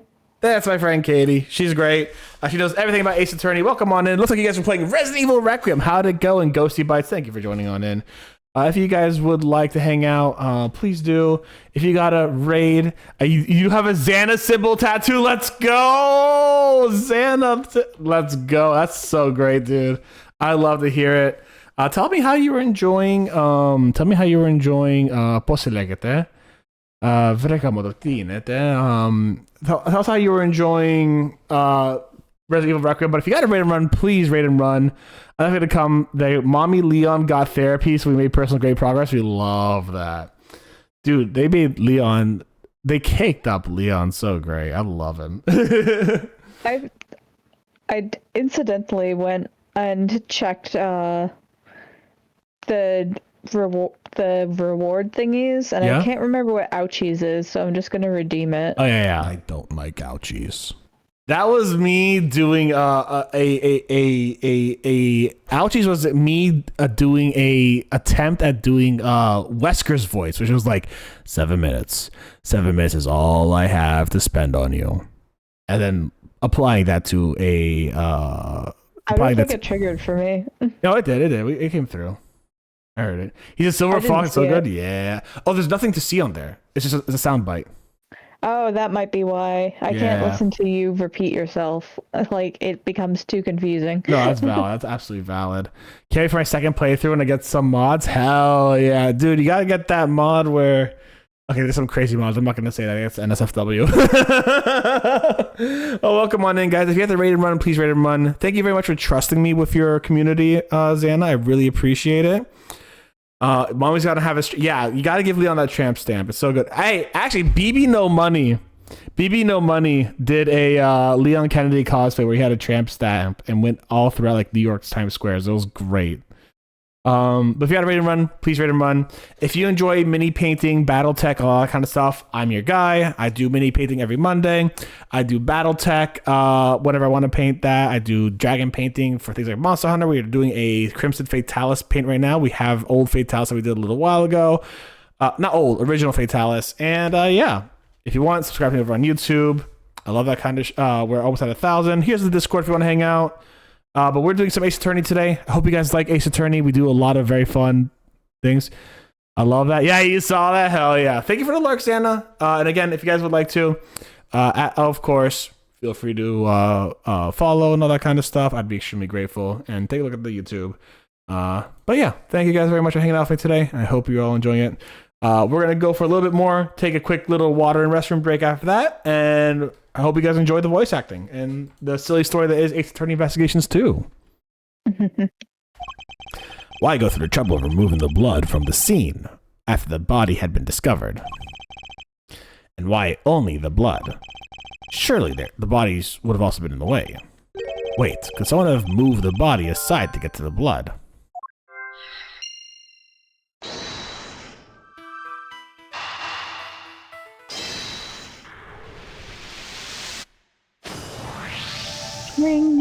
So, the body might have been moved aside or even removed from the scene of the crime entirely. After all, as far as we know, there's still no autopsy report. As we've learned plenty of the murder weapon and the suspect, but very little about the body itself. Our assumption thus far has been the body had been recovered by a forensics team. But what if the assumption is false? What if Mr. Von Karma wouldn't show that by the autopsy report out of something other than spite? What if we've been thinking about this the wrong way all along? The question isn't why did Mr. Von Karma hold back the information on the body, it's did Mr. Von Karma even have any information on the body in the first place? How do things look from that angle? Perhaps the body hadn't been removed by the police in order to carry out an autopsy. Perhaps it had already been removed and hidden away by the culprit before their arrival. Mr. E? He's got such an intense look on his face in that inner monologue, don't he? We both heard rumors about Mr. Von Karma's questionable methods. Fabricated witness statements, shady deals, forged evidence even. Sure, everybody's heard of that stuff, but what's that got to do with us right now? I would never judge a person based on the basis of rumors alone. Even Mr. Von Karma, I've tried my best not to let my preconceptions color our interactions with him. Nonetheless, it appears that he may be indeed willing to twist the truth to his own ends.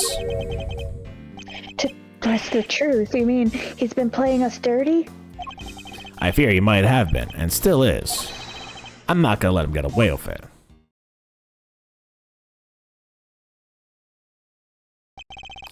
I'm going to your rescue's office. Don't breathe a word about anything to that infernal attorney. Yes, sir. Hold it. Hell yeah. Yes, what is it now? I have a few questions, It's Mr. me, Von the Karma. infernal attorney. I know, right? About a certain fact you've been keeping from us.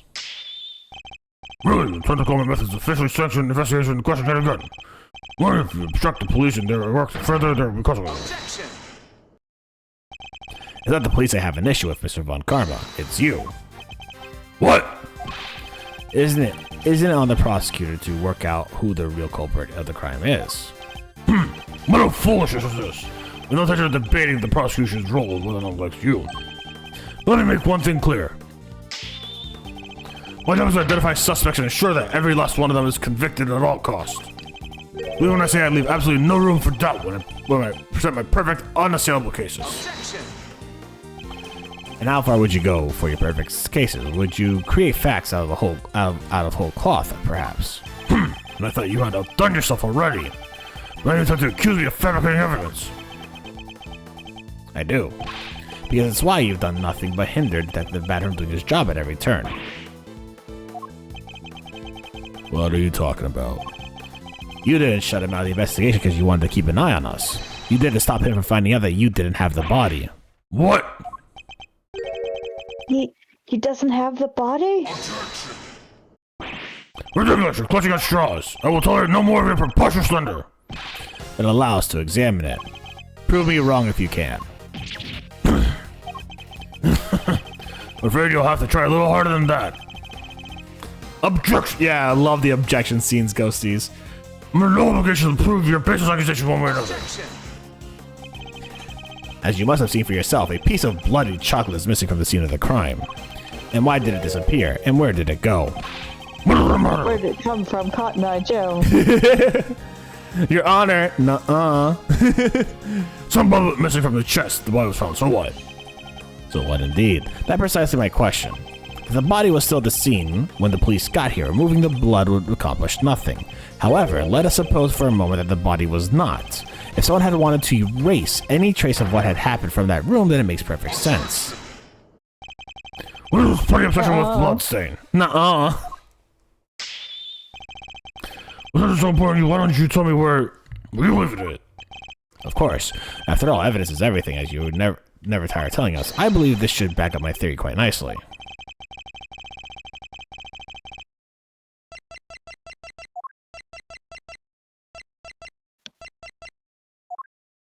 Nope, that's it. Take that.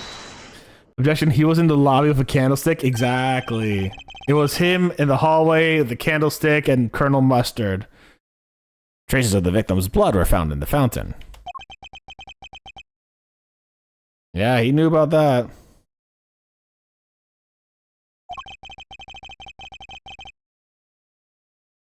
Along with traces of the chocolate from Mr. Tangaroa's room. I believe the missing piece of blood-stained chocolate was dumped into the streams that flow into the fountain, which strongly points to one certain fact. Someone purposely disposed of the blood after the body had been removed from the chest.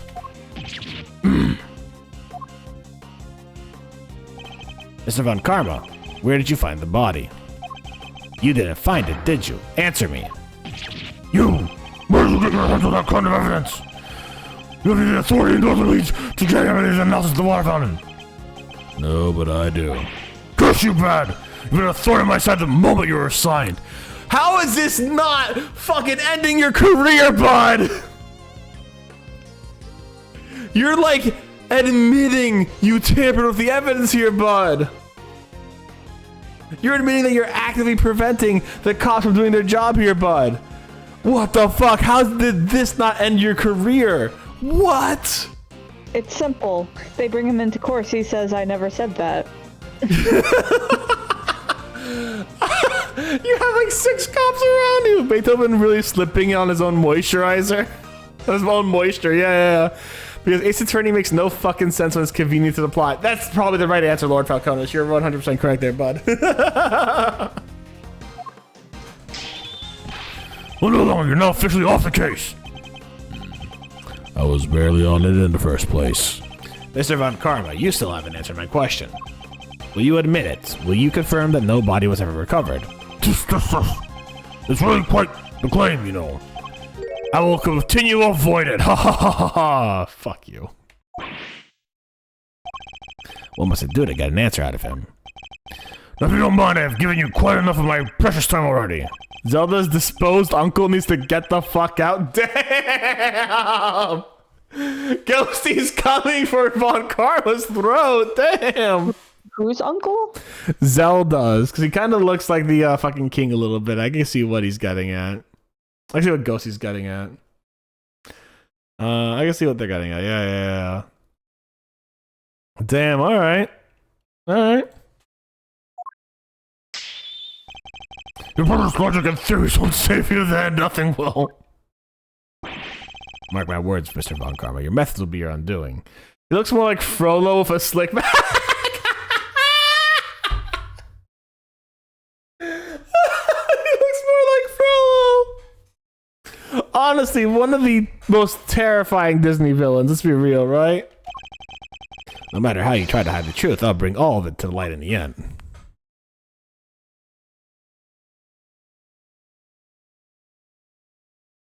Did he go up the elevator? Forgive me, detective. I didn't mean to put you in a difficult position. Don't sweat it. It was always going to end this way. Honestly, no one's ever sidelined me the way he did before. First time for everything, huh? And arguably the most realistic next to Clayton? Yeah.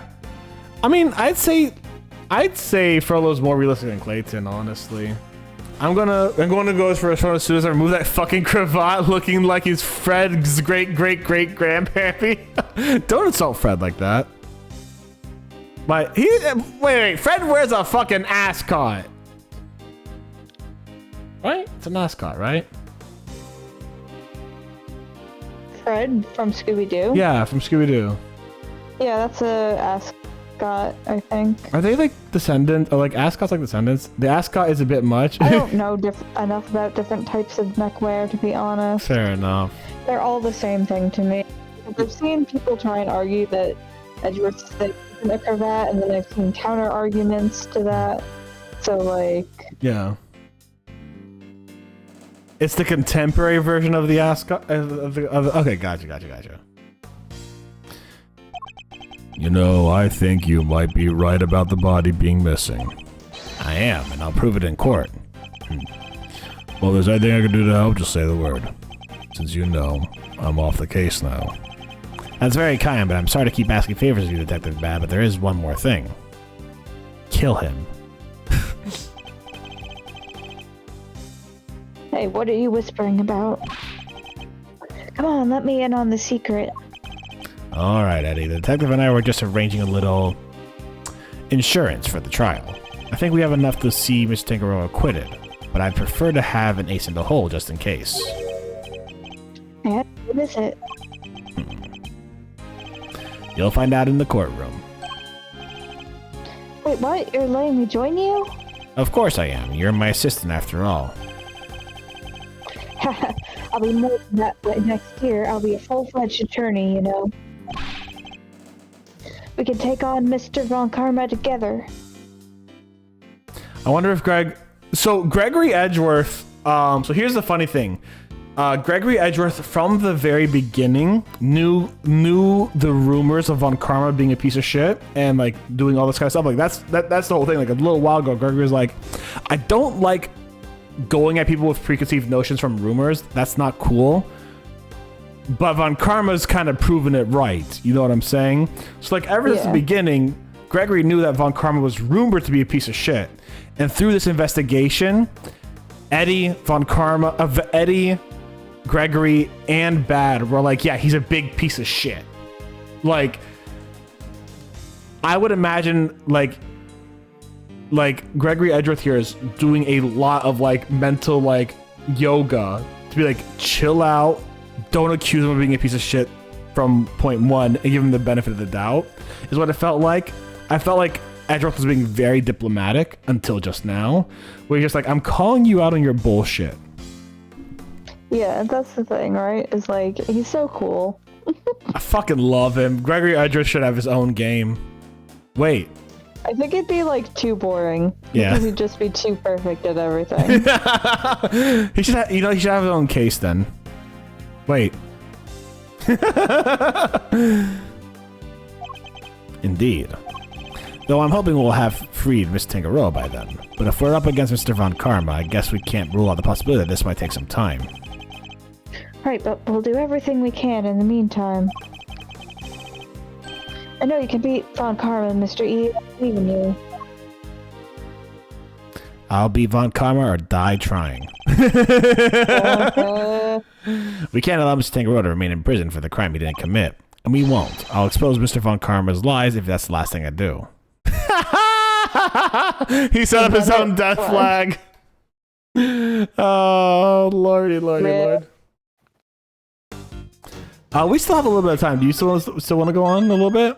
Yeah, let's keep going. All right, so here's what we're going to do first, all right? Everyone, take a moment, go get some water, go use the restroom, all that kind of stuff. That's what we're going to do.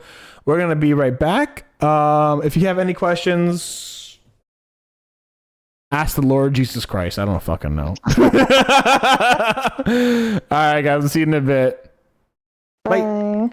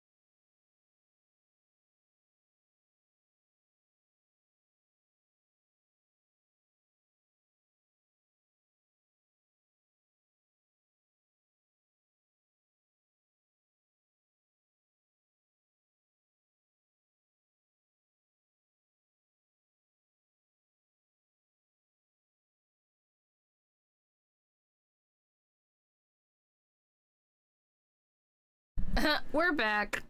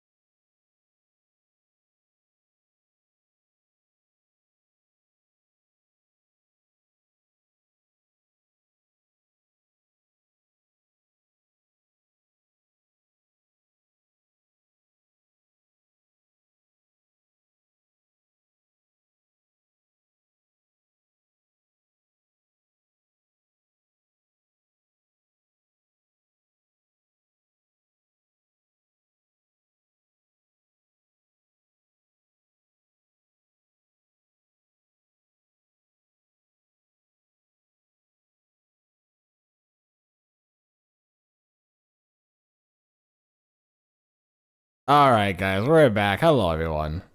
Hello. Ghosty, gotta lurk or be back, or if not, have a wonderful stream. Thank you very much. I hope you enjoyed your time here. Yeah, that's it. Hope you enjoyed your time here, and hopefully you'll join us again in the future. And again, if you guys haven't followed, make sure to subscribe, follow, hit up the YouTube. We're 2 away from 1,000 on YouTube, so I'm very excited about that. I will also say this as a fun little fact. I went to, I took my break, did some stretch and all that kind of stuff. I looked in the mirror. I have more gray hair than I remember, man. Oh, rip. That's whenever you really look in the mirror, it's always, ugh. Yeah, I have a little bit of salt and peppering on the side of my head, at least. And here's the thing, right? I don't grow out my hair very long. My hair is thinning. I just fucking shave that shit down at this point. Pretty close to the scalp at this point. Like, I gotta shave tomorrow because, like, Thursday we have, like, volunteers and shit that I gotta work with. But, like, yeah, that's it. It's just one of them where it's like, yeah, I just feel like I got more grays. Like, my beard has always been a little red and gray here and there, like, spots of, like, salt and pepper. But, like, apparently beard hair has different genetics than hair. You know what I'm saying? Anyways. Makes sense. Yeah, apparently. Oh shit, we're back with these guys.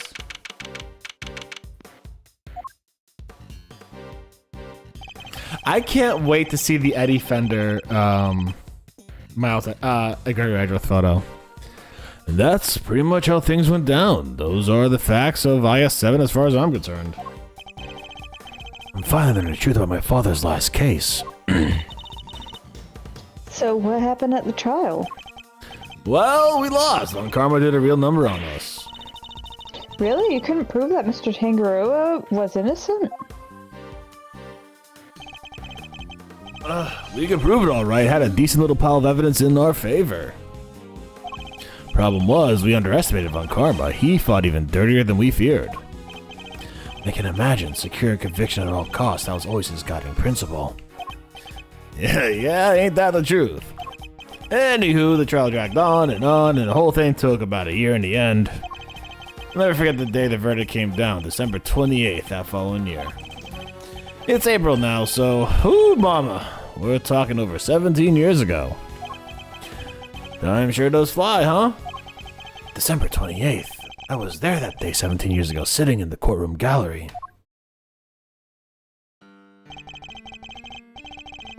Just before the trial got started, Gregory noticed that Samson was looking even worse than usual. Turns out the poor guy had finally reached his limit. It was so bad that he even said he wanted to be found guilty. Wait, you mean they forced a confession out of him? Yeah, well, Karma got what he'd been pushing for from the very beginning. When Gregory tried to drop the bombshell about there being no body to speak of, He learned that Von Karma had used the power of the police to head him off at the pass. He even had himself a fake autopsy report, but that wasn't the end of it. Von Karma had gotten Samson to falsely testify against himself to being an accessory to a murder in court. Hey. After Von Karma got proven for doing all this bullshit, was Samson fucking released? Nope. Remember, he's guilty. Yeah, but he was... fuck this shit. Combined with his confession, the poor guy's goose was well up and truly cooked. But Gregory still had an ace up his sleeve after all. Ace in the hole. He had an ace where? Yeah, ace up his hole. Oh dear. That same ace that he asked at the vet to help him with. Exactamundo, he knew he needed one last card to play if they squeezed a confession out of Samson. So he had Bad record all of Samson's interrogations. I guess Detective Bad really wanted to know the truth too, huh? We all did, but he was a trooper, stayed with the case even after Von Karma took him off of it. He was tied up in some other big case too. Good old Bad. They don't make him like that anymore. Yeah, that's true. Anyway, Gregory presented the recordings as proof that Samson's confession was coerced, and you know what? It almost worked. A cop named Ian Simon. He's just a side guy. He's not even a main character. He's a side guy. He's also an inside man. Oh, that's good. That's fucking good. Samson's interrogator, the initial detective before Bad, he took the fall pretty much the whole thing. But Von Karma didn't get away scot-free. In fact, he was disciplined by the chief prosecutor for the one and only time in his 40-year career. Still, Samson himself couldn't stomach another day in court, so when the guilty verdict came down, it didn't just signal the end of the day, but the whole sad affair.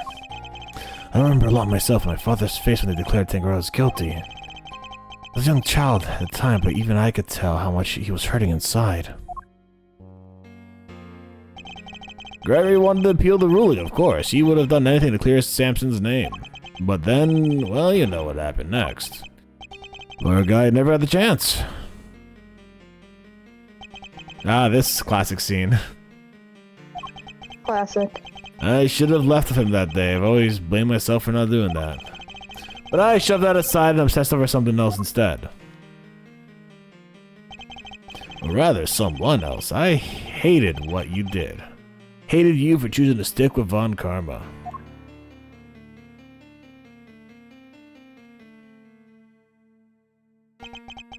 I hope you can forgive me.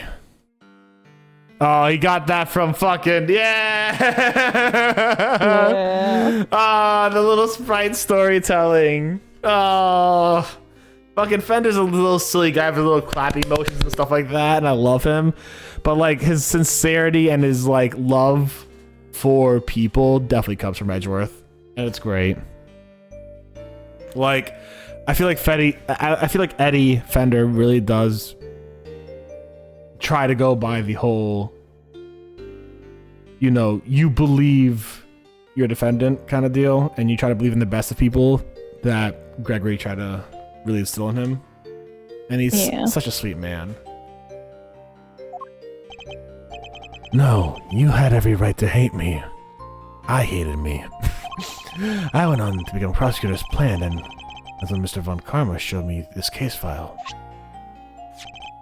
According to these records, Mr. Tangaroa was convicted as the main culprit of Mr. Frost's murder.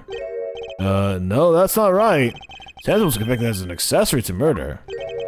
Strange, the file clearly says that he was the perpetrator. Plus, I'm fairly certain that all of Mr. Von Karma's cases were successfully solved. Mind if I take a peek at those? This file's been doctored. The part of the verdict that's been changed. What? Here, feast your peepers on this.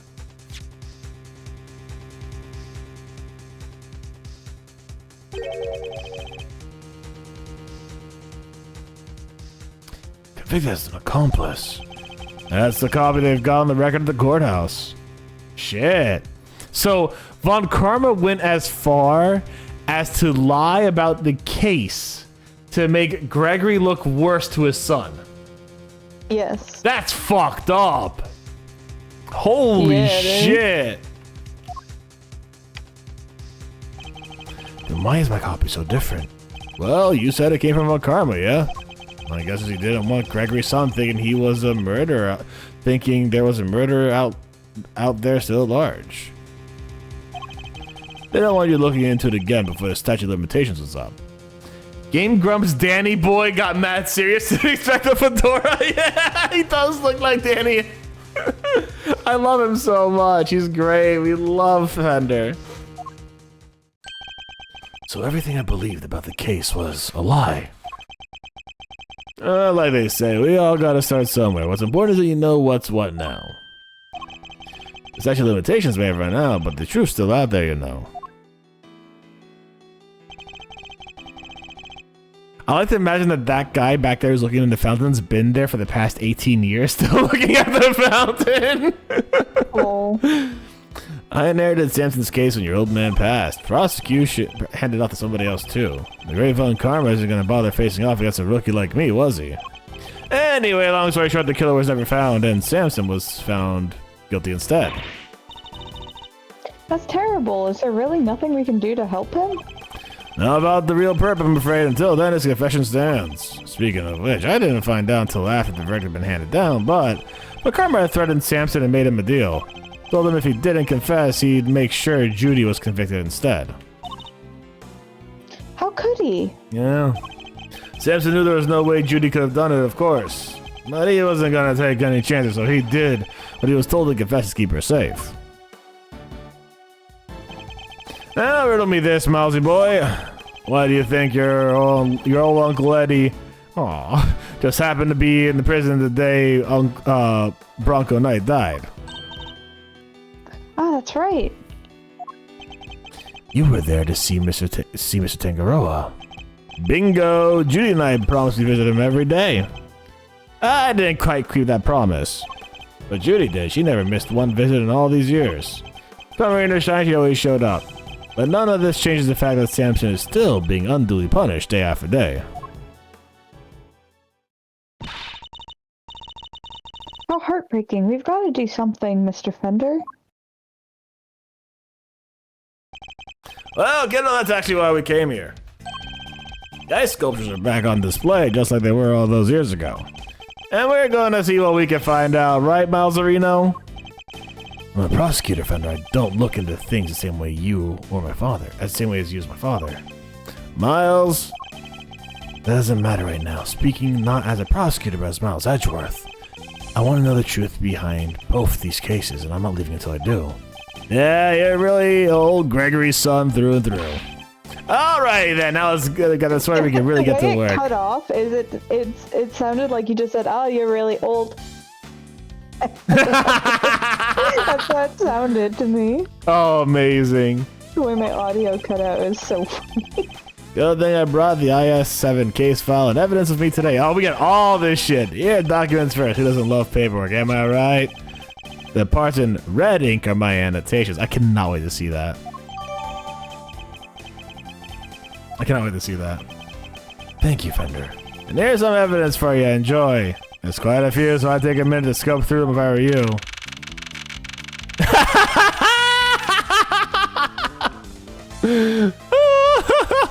Small mountain of evidence received.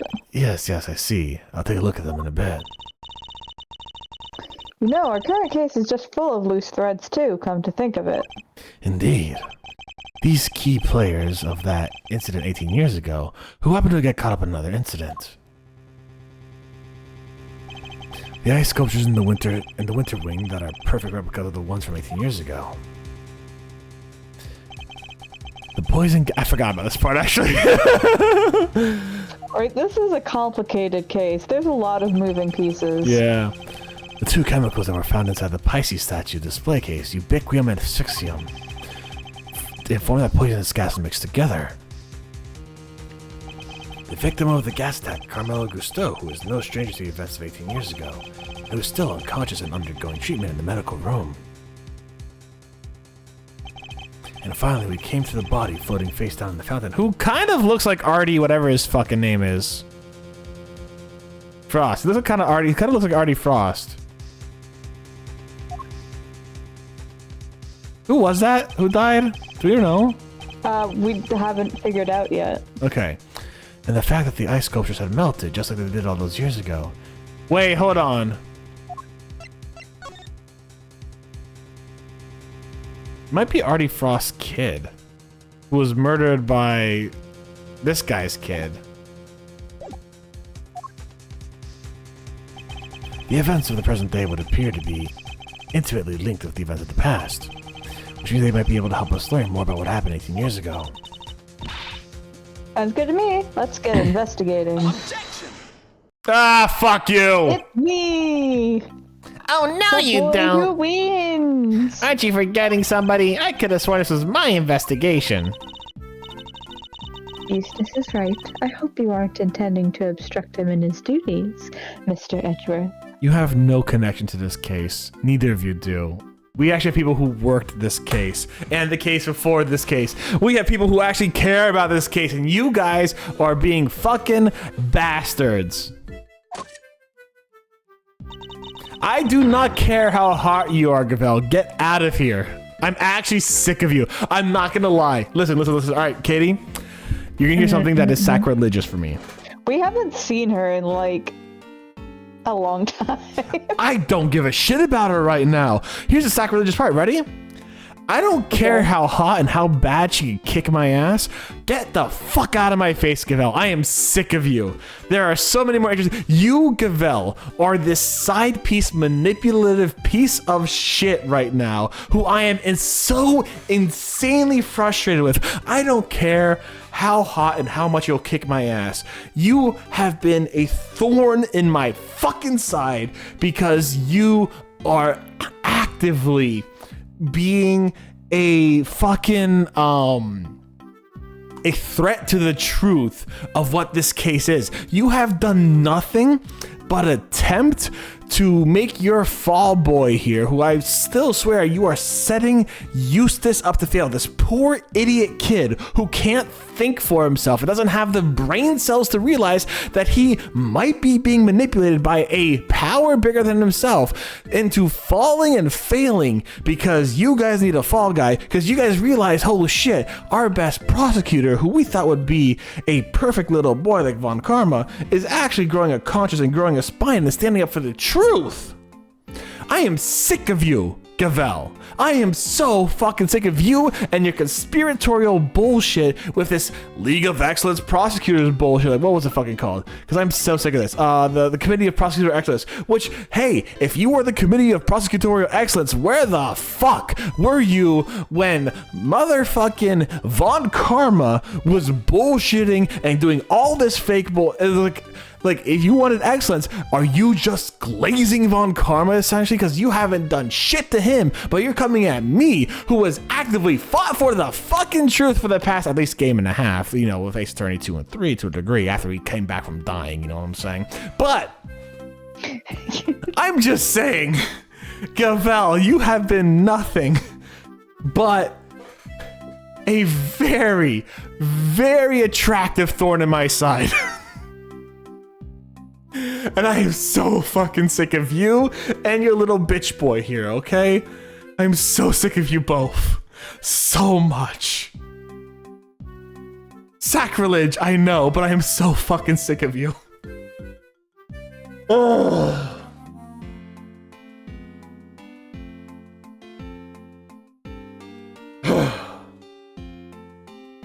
Okay, let's get back to it. I'm so sick of her, man.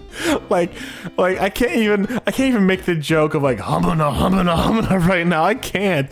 She just pisses me off right now. I don't have the fight or simp reaction. It's just a fight reaction right now. That's all I have to these people. Like, seriously, she is okay. Katie, here is my active, legitimate not crack theory, right? I think GAVELLE's extremely smart. I've mentioned this in the last stream. I think she's insanely intelligent. And I think she is actively... Like, this is fucking literal carnival music for them. They fucking have carnival music in the background. They are introduced to us with fucking carnival music. They're clowns. Anyways, I legitimately think that GAVELLE is under some sort. I don't know if she's legitimately evil or if she is just pure lawful. Like, putting in D&D terms, I'm not sure if she's lawful evil or just lawful neutral, right? Because as lawful neutral, it would make sense that she would be just following the law blatantly with no other regards to the humanity of the law itself. She just wants her conviction. However, she has not gotten to the point where Manfred von Karma has gone, being like, I want to actively influence, provide fake evidence, provide fake testimony, coerce people under things, which you could argue that hitting people with a hammer is coercion, and I would argue that 100%. Like, outside of the courtroom, it's hot. Inside the courtroom, it's coercion, right? But I'm not sure if she's lying on the evil lawful side or the true law of the lawful neutral side in terms of how does she relate to the law, the people who are affected by the law, and why. I'm not sure if she is being pressured by the prosecutorial committee of excellence or whatever the bullshit is, right? Or if she's actively choosing to be a problem that wants to and encourages a level of rushed prosecution that follows Manfred von Karma style of just prosecute, don't look into the truth. Because she's clearly not someone who's fighting for the truth. She does to a small degree on a few miscellaneous options when she knows she cannot win in a debate about those things, right? She knew she couldn't hold Larry Butts accountable because the Lycia scone existed, but she needed an excuse to get the Lycia in, right? She knew it, but she would never go for herself because the law says it's going to be Larry Butts, right? The law points to Larry Butts. It's supposed to be like that. She only looks for the truth when it would not inconvenience her story. Otherwise, she has this annoying brat of a child who deserves every bad thing that's going to happen to him. I'm sorry. Like, I know he's being manipulated. I know he's so stupid he doesn't realize he's being manipulated. I know his literal hair is a question mark because he doesn't have a single goddamn intelligent thought in his head. But his arrogance and his mix of arrogance of his idiocracy and his dumbass approach to this black and white version of the law that is without any founding and is just, I'm right because my last name's Winner. That's his entire fucking personality. My name's Winner. I'm a winner. That's his entire fucking personality. There's nothing else to his personality. That is his only personality. That is like, that he is beyond Flanderized. Eustace Winner is the most Flanderized character in all of Ace Attorney. Right? Every other character has at least a shred of something to them. Eustace has nothing except the ultimate flanderation of his last name being the name Winner. He is just an idiot being manipulated by someone who is smarter than him, who is, in my personal opinion, professionally and mentally abusing this poor underage child into being a downfall for whatever this committee needs him to be the downfall for, so that they can throw him under the rug, ruin his career, ruin his chances, and absolutely save their own asses at their need be. This woman, in that regard, is pure fucking evil.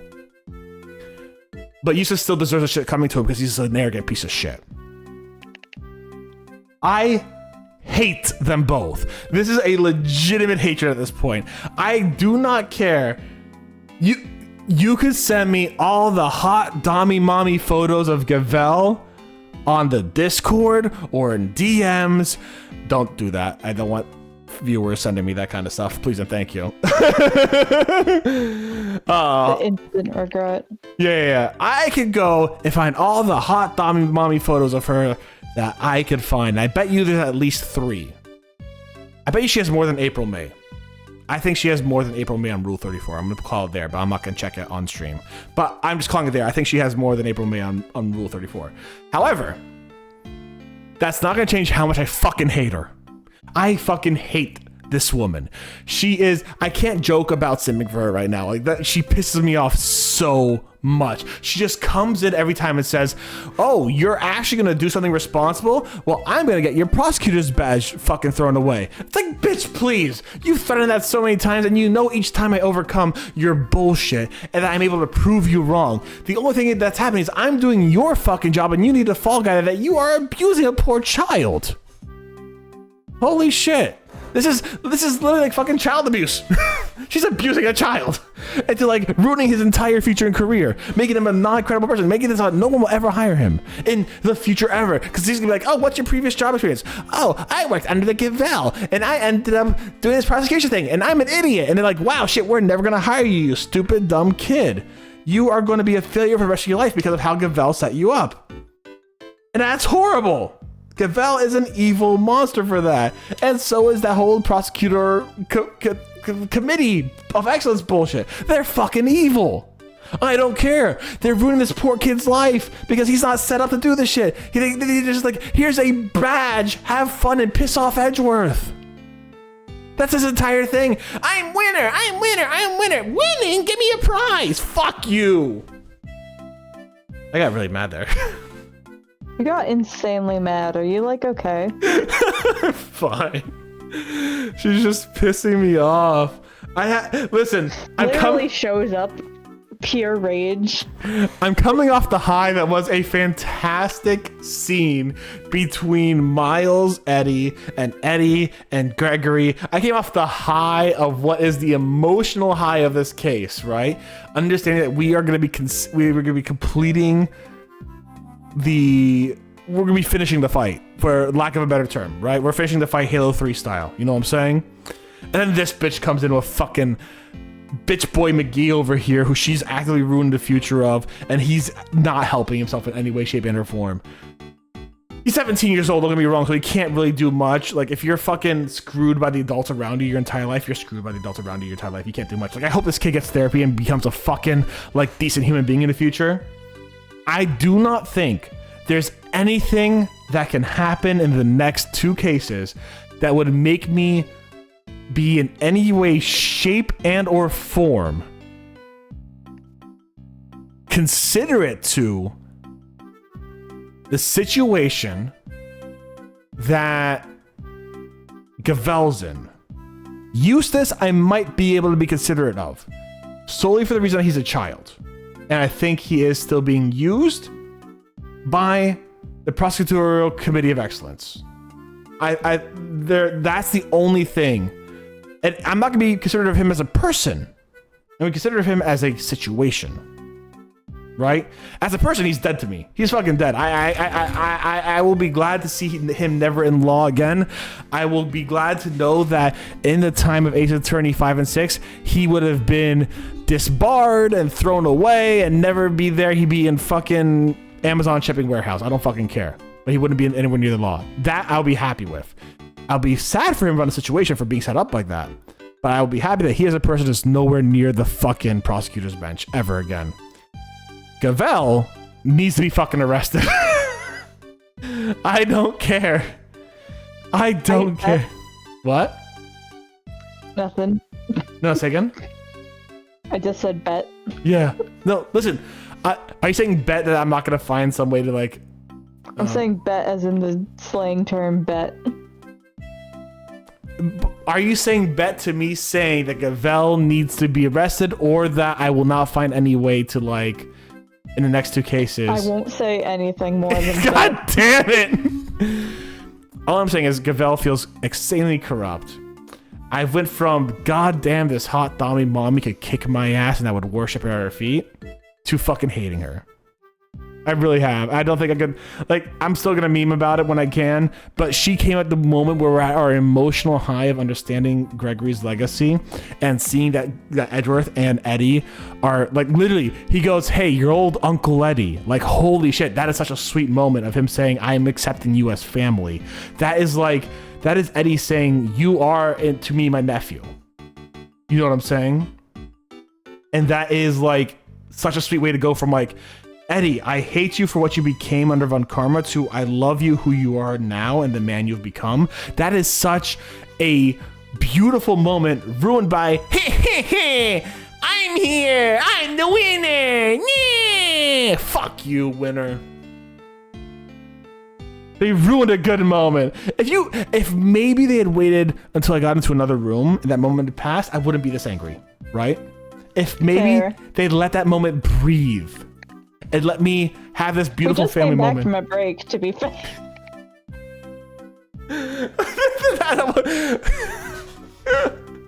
I mean, I did come back from a break, but like, that was a beautiful moment. I did not need to interrupt by Mr. Fuckboy winners here, okay?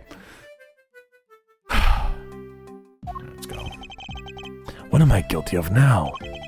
Of course not, I'm simply offering once again to do what I can to help in the investigation.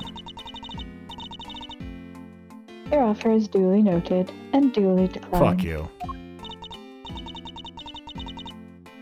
Oof, she isn't pulling any punches. She's pulling a Von Karma, you're right. The identity of the body from the fountain is currently being ascertained. Hey, Gavelle, what's your opinion of Von Karma? Has that ever been addressed, actually? What's her opinion of Von Karma? Has she ever mentioned anything about that? She might have? I can't remember. I vaguely remember her mentioning something about Edrith being a Von Karma and, like, his history under Von Karma. But, like, girl, what's your opinion on Von Karma? It's only a matter of time until we have all the information we need. Perhaps I can help you speed that process along. I think I have an idea of who our mystery victim might be. What? Really? Then you have to tell me. It's Fuck you. I hate To be fair, he's not saying, like, no. He's saying, like, oh yeah, well, if you know, tell me, please.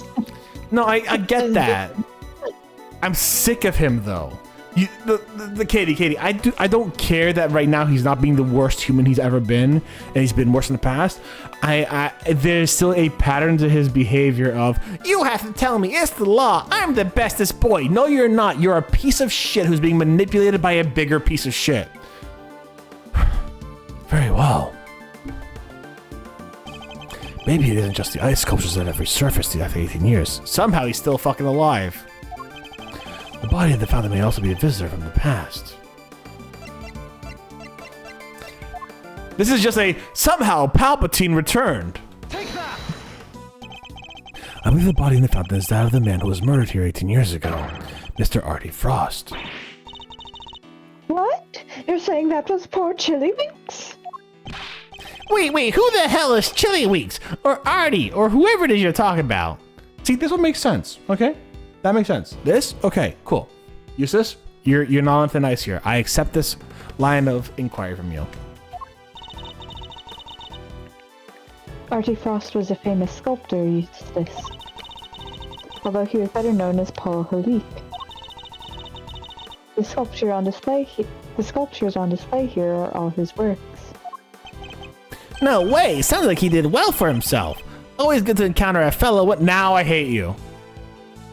See, and that listen, I love all fun. All he said is, sounds like a cool dude, like me. No. He said it's cool. He said it's always good to encounter a fellow winner. No, bud. You have not earned your last name, bud. This is like, okay, going into Battletech terms, you have not earned your fucking blood name here, bud. You have not earned your fucking blood name. You have done nothing to earn that, bud. You have lost to me continuously. You haven't even done a case yet, bud. Our sister Francisca, at 14, kicked more ass than you did at 17. And she is a million times smarter. And... oh, you have a little baton trying to imitate that threateniness? No, she had a fucking crop and inspired fear in her enemies. You inspire anger. Fuck off.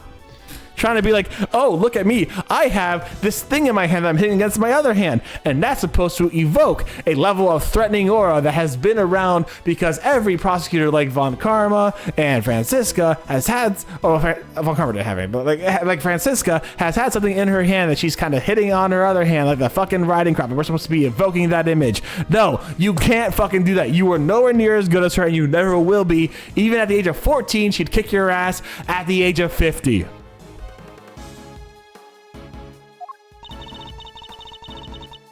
Mr. Frost was also the victim in the IS-7 incident. Judge Gavelle knows about the IS-7 incident.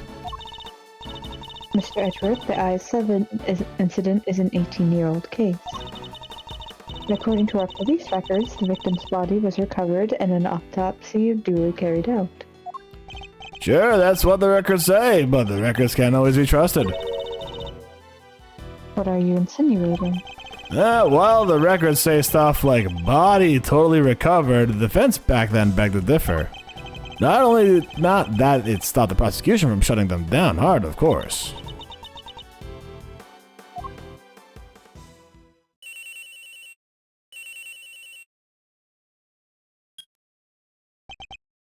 Yeah, this is Winner. Huh? What? Really?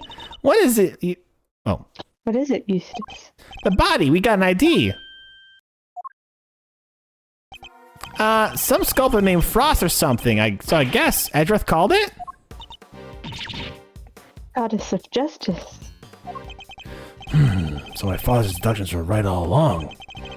Well, Judge Gavelle, I'd say this changes things, wouldn't you? Perhaps now you'll admit that I might be of more use to this case, more than a certain junior prosecutor anyways. Yeah, no fair. You're trying to steal the win. There ain't no such thing. All I want is to uncover the truth. And if we're going to get to the bottom of what's happened here, we'll need to work together. Edgeworth, that diplomacy of yours comes straight from your father trying to fucking work with Manfred von Karma. Except for the fact that Manfred von Karma, your father was working with a fucking rabid lion and you're working with a yappy chihuahua. And a Karen who is handling that chihuahua. So we have it easier then. Yeah. You do not need to do anything, and you do not need to know the truth. This case is none of your concern. Objection! Whoa there, Judge G. I think you might be wrong about that. Another of your interruptions, Mr. Fender. Yep, see, I was on the defense team for IS-7, so this case is very much my concern. I was one of the pesky kids pushing the theory that the body had actually gone missing. So, the prosecutor at the time may have brushed us off, but you can't deny the testimony of your eyes. Or to put it a little bit more bluntly, the prosecution's case was rotten from the ground up. When there's been a miscarriage of justice caused by the prosecution, it's the committee's job to fix it, no? And who better to help you unpick the mess than someone who was actually there at the time? Unless you have an ulterior motive. Yeah, she fucking does. I goddamn knew it. She's a Von Karma simp. I'm calling it. She fucking worshipped Von Karma sometime or another. She probably loves the man and wants to do more evil. She's fucking lawful evil. I fucking hate her. Judge Gavelle seems to know the facts of the IS-7 case in some detail. In which case, I suspect she must be here on the committee's behalf. Your connection to the case is noted, Mr. Fender, but I fail to see how it concerns Mr. Edgeworth. Oh, come on.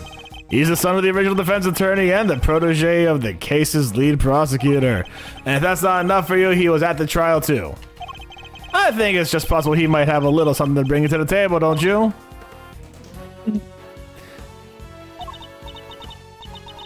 You may both assist in the investigation. I'm just saying. Listen, Eddie doesn't come in clutch a lot because this is an Edgeworth game. But when Eddie needs to, he pulls off the best mentor, all right. I think the best way to put this is, from what it sounds like, Eddie is what Phoenix Wright should have been in Game 6. Is what it sounds That'd like. be fun. Phoenix Wright should have been there to help, from what I'm understanding, because I haven't played Game 6 yet, and I'm not spoiling myself on it, but from what I've heard Katie complain about and other people complain about, Phoenix Wright should have been there to support Athena Sykes in the way that right now Eddie Fender is supporting Miles Edgeworth. And it's not Eddie Fender taking the case. This is Miles Edgeworth's case that Eddie Fender is, here's some technical loopholes you could go through. Here are the ways that we're going to get you connected to the case, and here's how we're going to get you in on the case. Athena, it's all up to you. Or Miles is all up to you. This is how I imagine you would have preferred Phoenix in Game 6. Yeah, and he takes on these roles sometimes a little bit, but like, it should have been more, especially in Game 5. Yeah. Fair enough. And because I love this. I fucking love. Listen. I've always loved Eddie as the weird uncle. I love him as a brilliant, fucking, insanely intelligent individual. Like, he knows the committee's up to some shit, and not only that, he put the committee on the fucking, on the back step. He just, he as a single fucking defense attorney just took on the committee by himself and won. With those statements, he just fucking won against the committee. Because here's the thing, she's the mouth of the committee, right? And all Eddie had to do was say, hey, this is your responsibility, and none of you actually know what the fuck's going on here in any form of sincerity, because I was actually there, and I am the one who proposed the theory that this had happened, and you guys let that slip. You guys fucked up. I'm the one here who's actually good, and so is this guy who actually has been to the case. You guys fucked up. He put the entire prosecutorial committee of excellence on the back foot with 2 sentences. Legitimately, all he had to do was say,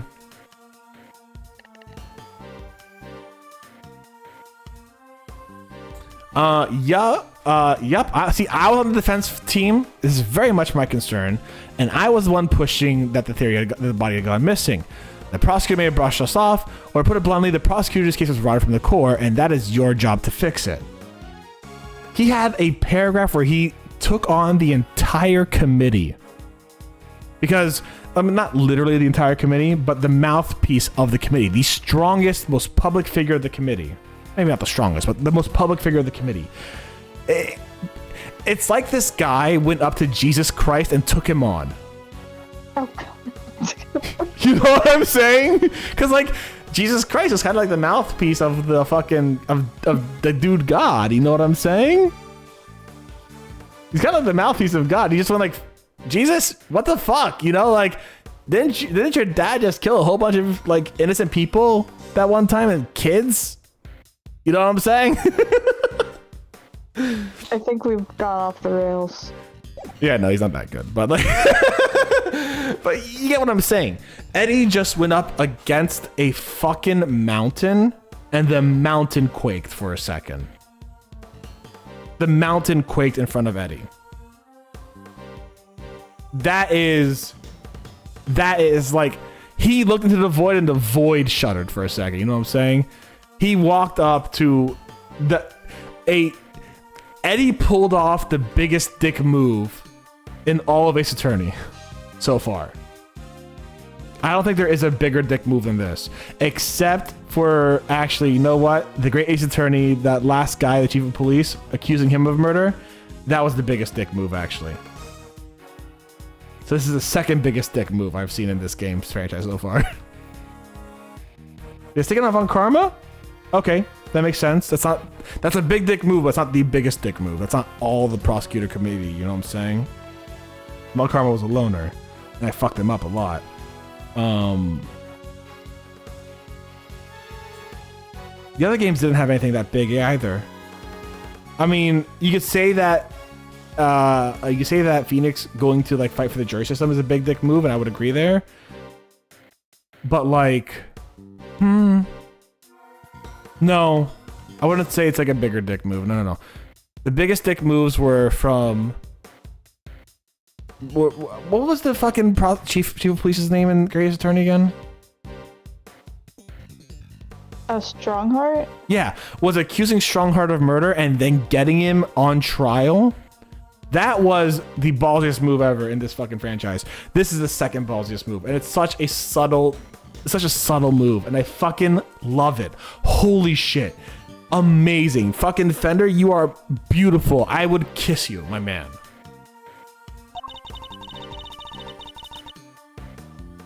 Only if you refrain from interfering with the work of others. Which is gonna be nothing, because Eustace Winter does absolutely jack shit, and we're gonna have to do all the work anyways. Winter Wing is off limits for now. This room, however, is all yours. Of course it is. Alrighty, great to hear we're on the same wavelength, G. Why don't we bring it in to show we're all on the good side of justice? Fucking love you, Fender. Do not test me, Mr. Fender. The permission to investigate can be revoked at any time. Duly noted, Your Honor.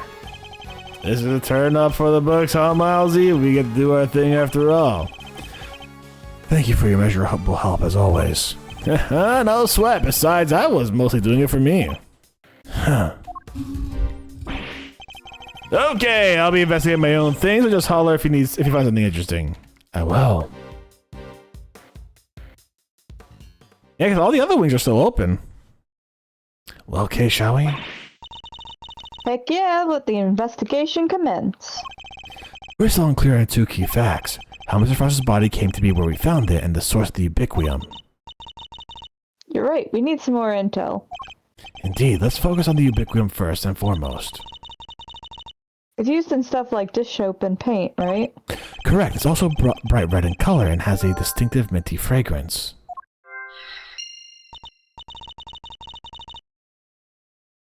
Okay, sounds like we know what we're looking for. Hey, how's your investigation going, guys? Standing there in the corner doing jack fucking shit. Anyways. Listen, the ram needed to move them. Wait, where's our mountain of evidence? Oh. Yeah, there's the statute of limitation expired 3 years ago on December 24th. Okay. Where's that cold medicine thing? Fuck! We still don't have it. God damn it. Are you kidding me? I wanted that information on the cold medicine. I thought we had it as evidence.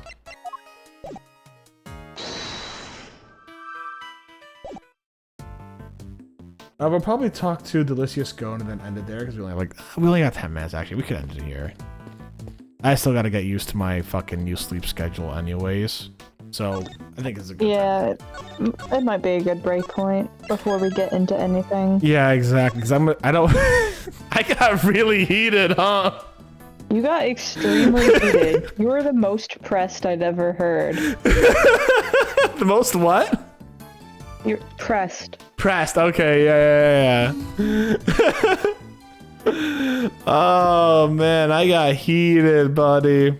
I was not happy with this shit. You were totally fine with like Bon Karma taking in and mentally torturing an innocent person for a year, but the second Gavelle showed up, you lost it.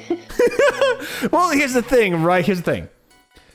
Von Karma is depicted as and constantly reaffirmed as evil, right?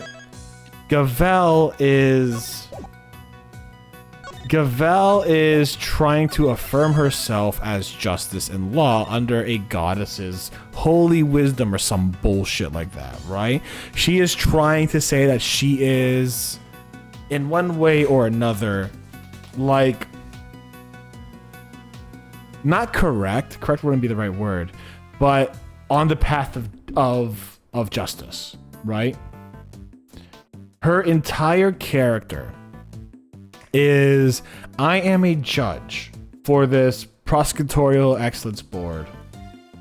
I am here to weed out the bad prosecutors, quote unquote. And I am here to do whatever I need to do. What she actually is here for, and I'm going to tell you this right now, what she's actually here for, because she knows about the IS-7 incident, she's coming back to see what's going on. She and the committee are actually here to cover up all of Von Karma's bullshit. They, as the prosecutorial committee of excellence, need to maintain an image that they actually worked upon and actually did their jobs. They have a reputation to maintain and a public to keep confident in them. Because prosecutors have been getting a bad name. Let's look at all the prosecutors we've had so far. We've had, excuse me, Prosecutor Faraday is probably the only one that's like pretty legit, isn't it? Well, even then, part of the Yatagarasu, so that doesn't look great on paper. Exactly. So prosecutor Faraday, part of the Yatagarasu, right? We have Prosecutor Von Karma, the Manfred Von Karma, who actively went about and hid the fact that the body was never found, right? And has forged multiple things and has rumors about it and proof that the forgeries have happened. Like, there is proof the forgeries have happened. It's just no one has really gone into depth to prove it, really. Like, Edgeworth had proof that Von Karma was forging shit in his hands for years and just didn't know about it, right? Didn't know the exact way of it, right? Take a look. Francisca wasn't the worst, actually. Francisca wasn't the worst. What's the third guy's name? Godot. Godot was a murderer. Even though he did it in defense of the Fays or whatever, he murdered, right? And he also tried to hide that up and blame it on someone else. And and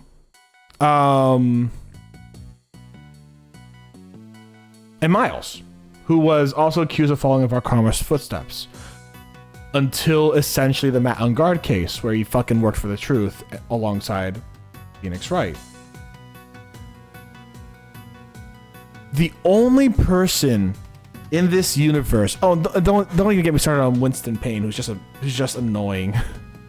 Like, of course, I want to hide anything to do with Winston Payne, right? What this all is, and what my legitimate opinion is that GAVELLE and the Committee of Prosecutorial Excellence are actively trying to cover up the worst of the worst that their prosecutors have done. They don't want that being traceable and coming out to light, right? They don't want everything that Manfred Von Karma and everything they failed to prevent. And not only did they fail to prevent, they cowered in fear from. Because even the judges were in Manfred's fucking pocket at a time, right? They cowered in fear from and never moderated. They allowed people like Samson Tangaroa to be put into jail even though they were innocent because they refused to fucking do anything about it. Of course, the actual reasoning is that they hadn't been invented until this game, but you get my point, right? That's my theory. GAVELLE is here to cover that shit up, and anything that can even remotely be traced back to the prosecutorial whatever of excellence is to fall on Eustace as a fucking scapegoat. There's a huge difference between someone who is actively and knowingly evil and does so obviously. Like, don't get me wrong, I hate it more now. I hate Von Karma significantly more now. Do not get me wrong. That is a fucking dirty, horrible. But GAVELLE is a more insidious kind of evil, in my opinion, right now. She is the kind of person who goes out of her way to paint her and the committee as some justice for the world, to lock up criminals and yada yada, when they are the reason why innocent man Samson Tangaroa was locked up. Why many innocent people, including Maya Fey, Larry Butts, and everyone we had defended in those games would be locked up because they were unwilling to step in and take care of the bad actors of prosecutors. Prosecutors have gotten such a shitty name these past 3 games, rightfully so, because of their inability or lack of care of regulating themselves. So what do? They take the most divisive in-country prosecutor, because Von Karma fucked off and left the Interpol, right? She's gone. She's in fucking Interpol working with them and shit. They can't do anything about her. She's got international license. Miles is still in the country, in Japanifornia. They take the most divisive fucking prosecutor and they make an example out of him. That's the only thing they're doing. And they're gonna hide and cover up every other wrongdoing that they failed to fucking do for themselves. It's like internal investigations, but for like the cops, right? The cops, their own internal investigations always show up, oh, the cop was innocent, right? It's the same shit they're doing. It's that same form of corruption. That's exactly what I'm reading from this, and it pisses me off that she comes out as this holier than thou religious zealot of justice, when in all reality, she is either ignorant to the fact. She's not ignorant to the fact. Fucking Fender called her out on having an ulterior motive, and she blinked. She fucking winced. She had that moment where, like, he fucking knows more than I let him know. He is smarter than I ever thought. Fender's defense is that fucking lackadaisical nature of his that it puts everyone off guard. They never suspect of him being so fucking good as he is. But Fender is a fucking brilliant mind who knows how to play the people and get them to lower their guard. And she lowered her guard in front of him, and he took advantage of that, and he knew it. He knows she has ulterior motives. She knows she has ulterior motives, and she is worried he knows exactly what she's after. And I bet you he does. She is not evil in the same way Manfred Karma is. Manfred Karma is a very obvious evil. She feels like a Dolores Umbridge kind of evil. That insidious evil, you know what I'm saying? Like, she is there's a difference between being Palpatine evil and then being fucking like Grand Moff Tarkin evil, which you wouldn't get that reference, but you know, there's differences there, you know? She feels like a very different. I'm gonna be telling friends who just know, oh yeah, he fucking simped for this woman. Yeah, no, I'm telling them soon. Fucking, I hate her now. And they're like, what the fuck happened? But yeah, she feels like a very insidious force of covering up evil, and I do not appreciate that as a person. Again, like, if she was a real person, I would abhor her under this exact light right now. She does not.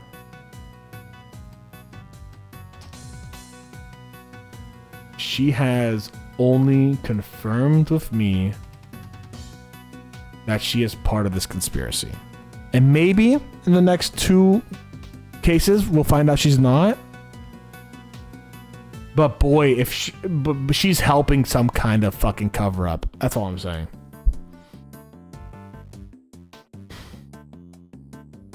Does that answer your question? Somewhat. Somewhat.